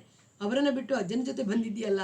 ಅವರು ಅಜ್ಜ ಅಲ್ಲ ಮೇಡಮ್, ನನ್ನ ಯಜಮಾನರು ಎಂದದಕ್ಕೆ, ಯಜಮಾನ್ರೇ, ಬಡತನದಿಂದ ಅಷ್ಟು ಮುದುಕರಿಗೆ ಕಟ್ಟಿಕೊಟ್ರೆ ನಿನ್ನ ತಂದೆ ತಾಯಿ? ಇಲ್ಲ ಮೇಡಮ್, ನಾನೇ ಮಾಡಿಕೊಂಡೆ. ನನ್ನ ವಿದ್ಯಾಗುರುಗಳು, ನನ್ನ ನರ್ತನದ ಸಾಧನೆ ಮಾಡ್ತಿದ್ದೀನಿ. ಆಕೆಯ ಮುಖದಲ್ಲಿ ಎಂಥ ಕೋಪ! ನನ್ನ ಮೇಲಲ್ಲ, ಪರೀಕ್ಷಾ ಕೊನೆಯ ಹೊರಗೆ ಕೂತಿದ್ದ ಇವರ ಮೇಲೆ. ನೀವು ಏನು ಮಾಡಿಕೊಂಡ್ರು ಟೀಕೆ ಮಾಡೋದು ನನ್ನ ಅಧಿಕಾರಕ್ಕೆ ಸೇರಿದ್ದಲ್ಲ. ಆದರೆ 33 ವರ್ಷದ ಗಂಡಸಿನ ವೀರ್ಯದಿಂದ ಹುಟ್ಟುವ ಮಗು ಸಂಪೂರ್ಣ ಗಟ್ಟಿಮುಟ್ಟಾಗಿರುತ್ತೆಂಬ ಖಚಿತತೆ ಇಲ್ಲ. 23ರ ನಿನ್ನದು ತುಂಬು ಶಕ್ತಿಯ ಗರ್ಭ, ಆದರೆ ಆತನದು ದುರ್ಬಲ ಬೀಜ. ಇದನ್ನು ತೆಗೆದಾಕ್ಬಿಡಿ ಮೇಡಮ್. ನೀವು ಇದನ್ನು ಹೇಳೋ ಮೊದಲೇ ತೆಗೆಸ್ಕೋಬೇಕು ಅನ್ನೋ ತೀರ್ಮಾನ ಮಾಡಿದ್ದೆ ನಾನು. ಅವರು ಒಪ್ಪಿದ್ದಾರೆ, ನನ್ನ ಸಾಧನೆಗೆ ಅಡ್ಡಿ ಬರುತ್ತೆ. ಹೌದಾ? ಖಚಿತವಾದ ತೀರ್ಮಾನವೇ? ನನ್ನ ನಿಶ್ಚಯವನ್ನು ಪರೀಕ್ಷಿಸುವಂತೆ ಅವರು ಹೇಳಿದರು. ಹೌದು ಮೇಡಮ್. ಹಾಗಾದರೆ ಮುಂದಿನ ಬುಧವಾರ ಬಾ ಬೆಳಿಗ್ಗೆ ಬರೀ ಹೊಟ್ಟೆಯಲ್ಲಿ. ಅವರನ್ನು ಕರ್ಕೊಂಡು ಡಾಕ್ಟರ್ ಕೋಣೆಯಿಂದ ಹೊರಬಿದ್ದಾಗ ಹಗುರವೆನಿಸಿತು. ಆದರೆ ನನಗೆ ಅರ್ಥವಾಗದ ವ್ಯಸನ ಆವರಿಸಿತು. ಏನೋ ಕಳೆದುಕೊಂಡಂಥ, ಯಾವುದರಿಂದಲೂ ವಂಚಿತಳಾದಂಥ ಸಂತೋಷ. ಪ್ರವಾಸ ಮಾಡುವಾಗ ನಮಗೆ ಗೊತ್ತಿಲ್ಲದೆ ಪೆಟ್ಟಿಗೆ, ಚೀಲ ಪರ್ಸುಗಳಿಲ್ಲದ ಕೈ, ಬಳೆ, ಕೊರಳಿನ ಸರಗಳೆಲ್ಲ ಕಳವಾದರೆ ಆಗುವ ನಷ್ಟಭಾವ. ಗರ್ಭಕ್ಕೆ ಇಷ್ಟೊಂದು ಶಕ್ತವಾದ ಸಂತೋಷದ ಬೇರುಗಳು ಉಂಟು ಎಂಬ ತಿಳುವಳಿಕೆಯೇ ಆ ಮೊದಲು ಇರಲಿಲ್ಲ. ಅದು ಕಟ್ಟುವಾಗ ನಾನು ಯಾವ ಸಂತೋಷವನ್ನು ಅನುಭವಿಸಿರಲಿಲ್ಲ. ಇವರು ಚಪಲ ತೀರಿಸಿಕೊಳ್ಳುವುದನ್ನು ಸಹಿಸಿದ್ದೆ ಅಷ್ಟೇ. ಆದರೆ ಈಗ ಅದನ್ನು ಕಳಚಿಸುವ ತೀರ್ಮಾನವನ್ನು ನಾನೇ ಕೈಗೊಂಡಾಗ ಅದೆಷ್ಟು ಬಾಧಿಸತೊಡಗಿತು. ದುರ್ಬಲ ಮಗು ಹುಟ್ಟಿದರೂ ಚಿಂತೆ ಇಲ್ಲ, ಇಟ್ಟುಕೊಳ್ಳಬೇಕೆಂಬ ಆಶೆ. ಅದನ್ನು ಎದುರಿಗೆ ಮಲಗಿಸಿಕೊಂಡು ಕುಳಿತದ ಅಭ್ಯಾಸ ಮಾಡಬಹುದಿತ್ತೆಂಬ ಉಪಾಯ. ಇವರ ಕೈಲಿ ಮಾತಾಡಲಿಲ್ಲ. ಇವರು ಆ ವಿಷಯ ಮತ್ತೆ ಎತ್ತಲಿಲ್ಲ. ತವರಿಗೆ ಹೋಗಿ ಅಮ್ಮನ ಕೈಲಿ ಹೇಳಿಕೊಳ್ಳುವಂತಿಲ್ಲ. ಒದ್ದಾಡಿ ಒಬ್ಬಳೆ ಹತ್ತು ಕಣ್ಣೆರೆಸಿಕೊಂಡು ಬುಧವಾರ ಬೆಳಿಗ್ಗೆ ನರ್ಸಿಂಗ್ ಹೋಮ್ಗೆ ಹೋಗಿ ಡಾಕ್ಟರ್ ಮುಂದೆ ನಿಂತು, ಮೇಡಮ್, ಇದನ್ನು ಇಲಾಜು ಮಾಡೋದಾ, ಜೊತೆಗೆ ಇನ್ನು ಮುಂದೆ ಎಂದಿಗೂ ಗರ್ಭ ಕಟ್ಟದ ಹಾಗೆ ಆಪರೇಷನ್ ಮಾಡಿಬಿಡಿ. ನನ್ನ ಮುಖವನ್ನು ಅರ್ಧ ನಿಮಿಷ ನೋಡಿದವರು, ಇಷ್ಟು ಚಿಕ್ಕ ವಯಸ್ಸಿಗೆ? ಕಾಲ ಕಳೆದಂತೆ ನನ್ನ ಗಂಡನ ವಯಸ್ಸು ಹೆಚ್ಚುತ್ತಲೇ ಇರುತ್ತೆ. ಈಗ ಕಟ್ಟಿರುವ ಗರ್ಭವೇ ದುರ್ಬಲವಾದರೆ ಇನ್ನು ಮೇಲೆ ವರ್ಷಗಳದು ಇನ್ನೆಷ್ಟು ದುರ್ಬಲವಾಗಿರುತ್ತೆ ತಾನೆ. ಮತ್ತೆ ಹೀಗೆ ತೆಗೆಸುವ ಗೋಳಿ ಹಾಕಬೇಕು. ಹಾಗಾದರೆ ಅವರೇನೂ ಹೇಳಲಿಲ್ಲ. ಒಂದು ನಿಮಿಷ ನಂತರ ಕತ್ತು ಹಾಕಿದರು. ಹಾಗಿದ್ದರೆ ಫಾರಮಿಗೆ ಒಂದು ರುಜು ಮಾಡು, ನಿನ್ನ ಗಂಡನದು ಮಾಡಿಸು. ಇವರು ಆರಾಮವಾಗಿ ನಿದ್ದೆ ಮಾಡ್ತಿದ್ದಾರೆ. ನಾನು ಮಾಡಿದ ತ್ಯಾಗವನ್ನು ಮರೆತಿದ್ದಾರೆ. ಆದರದ ಕೆಲಸ ಅಂತ ಪತ್ರಿಕೆಯನ್ನು ಕೈಲಿ ಹೇಳಿದ್ದಲ್ಲದೆ ನನ್ನೆದುರು ಆಡಿದರು. ಗರಾಣೆಗಳ ಮಿಶ್ರಣವೇ ಅಲ್ಲ, ಶರೀರಗಳ ಮಿಶ್ರಣವಾದರೂ 23ರ ಹುಡುಗಿಯ ಗರ್ಭನಾಳವನ್ನು ಕತ್ತರಿಸಿ ಈ ಜನ್ಮದಲ್ಲಿ ತಾಯಿಯಾಗೋದು ವಂಚಿಸುವುದಕ್ಕಿಂತ ದೊಡ್ಡ ಪಾಪವೇ ಅದು. ಇವರನ್ನು ಕೇಳಿಬಿಡಬೇಕು ಅನ್ನಿಸ್ತು. ಈಗಲೇ ಭುಜ ಹಿಡಿದು ಅಲುಗಾಡಿಸಿ ಎಚ್ಚರ ಮಾಡಿ ಎಬ್ಬಿಸಿ ಕೂರಿಸಿ ಕೇಳಬೇಕು. ನ್ಯಾಯಾಲಯದಲ್ಲಿ ಅಪಾದಿತನನ್ನು ಕೇಳುವ ಹಾಗೆ. ಎಡಗೈ ಅತ್ತ ಹೋಯಿತು. ಅದರಷ್ಟರಲ್ಲಿ ಈ ಮುದುಕನನ್ನು ಗೋಳು ಹೊಯ್ಕೊಂಡು ಏನು ಪ್ರಯೋಜನ ಎನ್ನಿಸಿತು. ದಬಾಯಿಸಿ ಕೇಳಿದರೆ, ನಿನಗೆ ವಿದ್ಯೆಯ ಸಾಧನೆ ಬೇಕಾಗಿತ್ತು, ನೀನೇ ತೀರ್ಮಾನ ಮಾಡಿಕೊಂಡೆ, ನಾನೇನು ಹೇಳಲಿಲ್ಲ ಅಂದರು. ಅಥವಾ ಹೌದು, ನನ್ನ ವೀರ್ಯದಿಂದ ಆರೋಗ್ಯಶಾಲಿಯಾದ ಮಗು ಹುಡ್ತಿರ್ಲಿಲ್ಲ, ಅಂಥ ಮಗು ನಿನಗೆ ಬೇಡವಾಗಿತ್ತು. ಇನ್ನೇನು, ಒಬ್ಬ ಚಿಕ್ಕ ವಯಸ್ಸಿನ ಶಕ್ತಿಶಾಲಿ ಗಂಡನನ್ನು ಕರೆಕೊಂಡು ಮಗು ಹೆರುತ್ತಿದ್ದೀಯಾ ಅಂತ ಕೇಳಿಬಿಟ್ರೆ ಏನಂತ ಉತ್ತರ ಕೊಡು? ತೀರ ಇಕ್ಕಟ್ಟಿಗೆ ಸಿಕ್ಕಿಕೊಂಡ್ರೆ ಯಾವ ಮಾತನಾಡೋಕ್ಕೂ ಹೇಸದ ಮನುಷ್ಯ ಈತ ಎಂಬ ನೆನಪಾಯಿತು. ಗರ್ಭನಾಳದ ಸಂಪರ್ಕ ತಪ್ಪಿಸಿದೆಷ್ಟೋ ಅಷ್ಟೇ. ಅನಂತರ ಈತನ ಚಪಲ ಕಡಿಮೆಯಾಯಿತು, ಶುಷ್ಕ ಚಪಲ ಉಳಿಯಿತು. ಕ್ರಮೇಣ ಅದು ನಿಂತು ಹೋಯಿತು. ಮುಪ್ಪಿನ ವಯಸ್ಸಿನಲ್ಲಿ ದುಡಿದು ತಂದು ಹಾಕುವ ಹೆಂಡತಿಯನ್ನು ತಯಾರು ಮಾಡಿದರು. ಅವಳ ಗತಿ ಏನು ಅನ್ನೋದು ಯೋಚಿಸಲಿಲ್ಲ. ಈಗ ಹಾದರ ಎಂಬ ಎರಡರ್ಥದ ಮಾತನಾಡಿದ್ದಾರೆ ಎಂಬ ಕೋಪ ಮತ್ತೆ ಬಿಸಿಯಾಯಿತು. ಮುಂದಿನ ಭಾಗವನ್ನು ಮತ್ತೆ ಕೇಳೋಣ. ಅಲ್ಲಿವರೆಗೆಲ್ಲರಿಗೂ ನಮಸ್ಕಾರ. ವಾಸವಿ ಸಾಹಿತ್ಯ ಕಲಾವೇದಿಕೆ ಸುಳ್ಯ.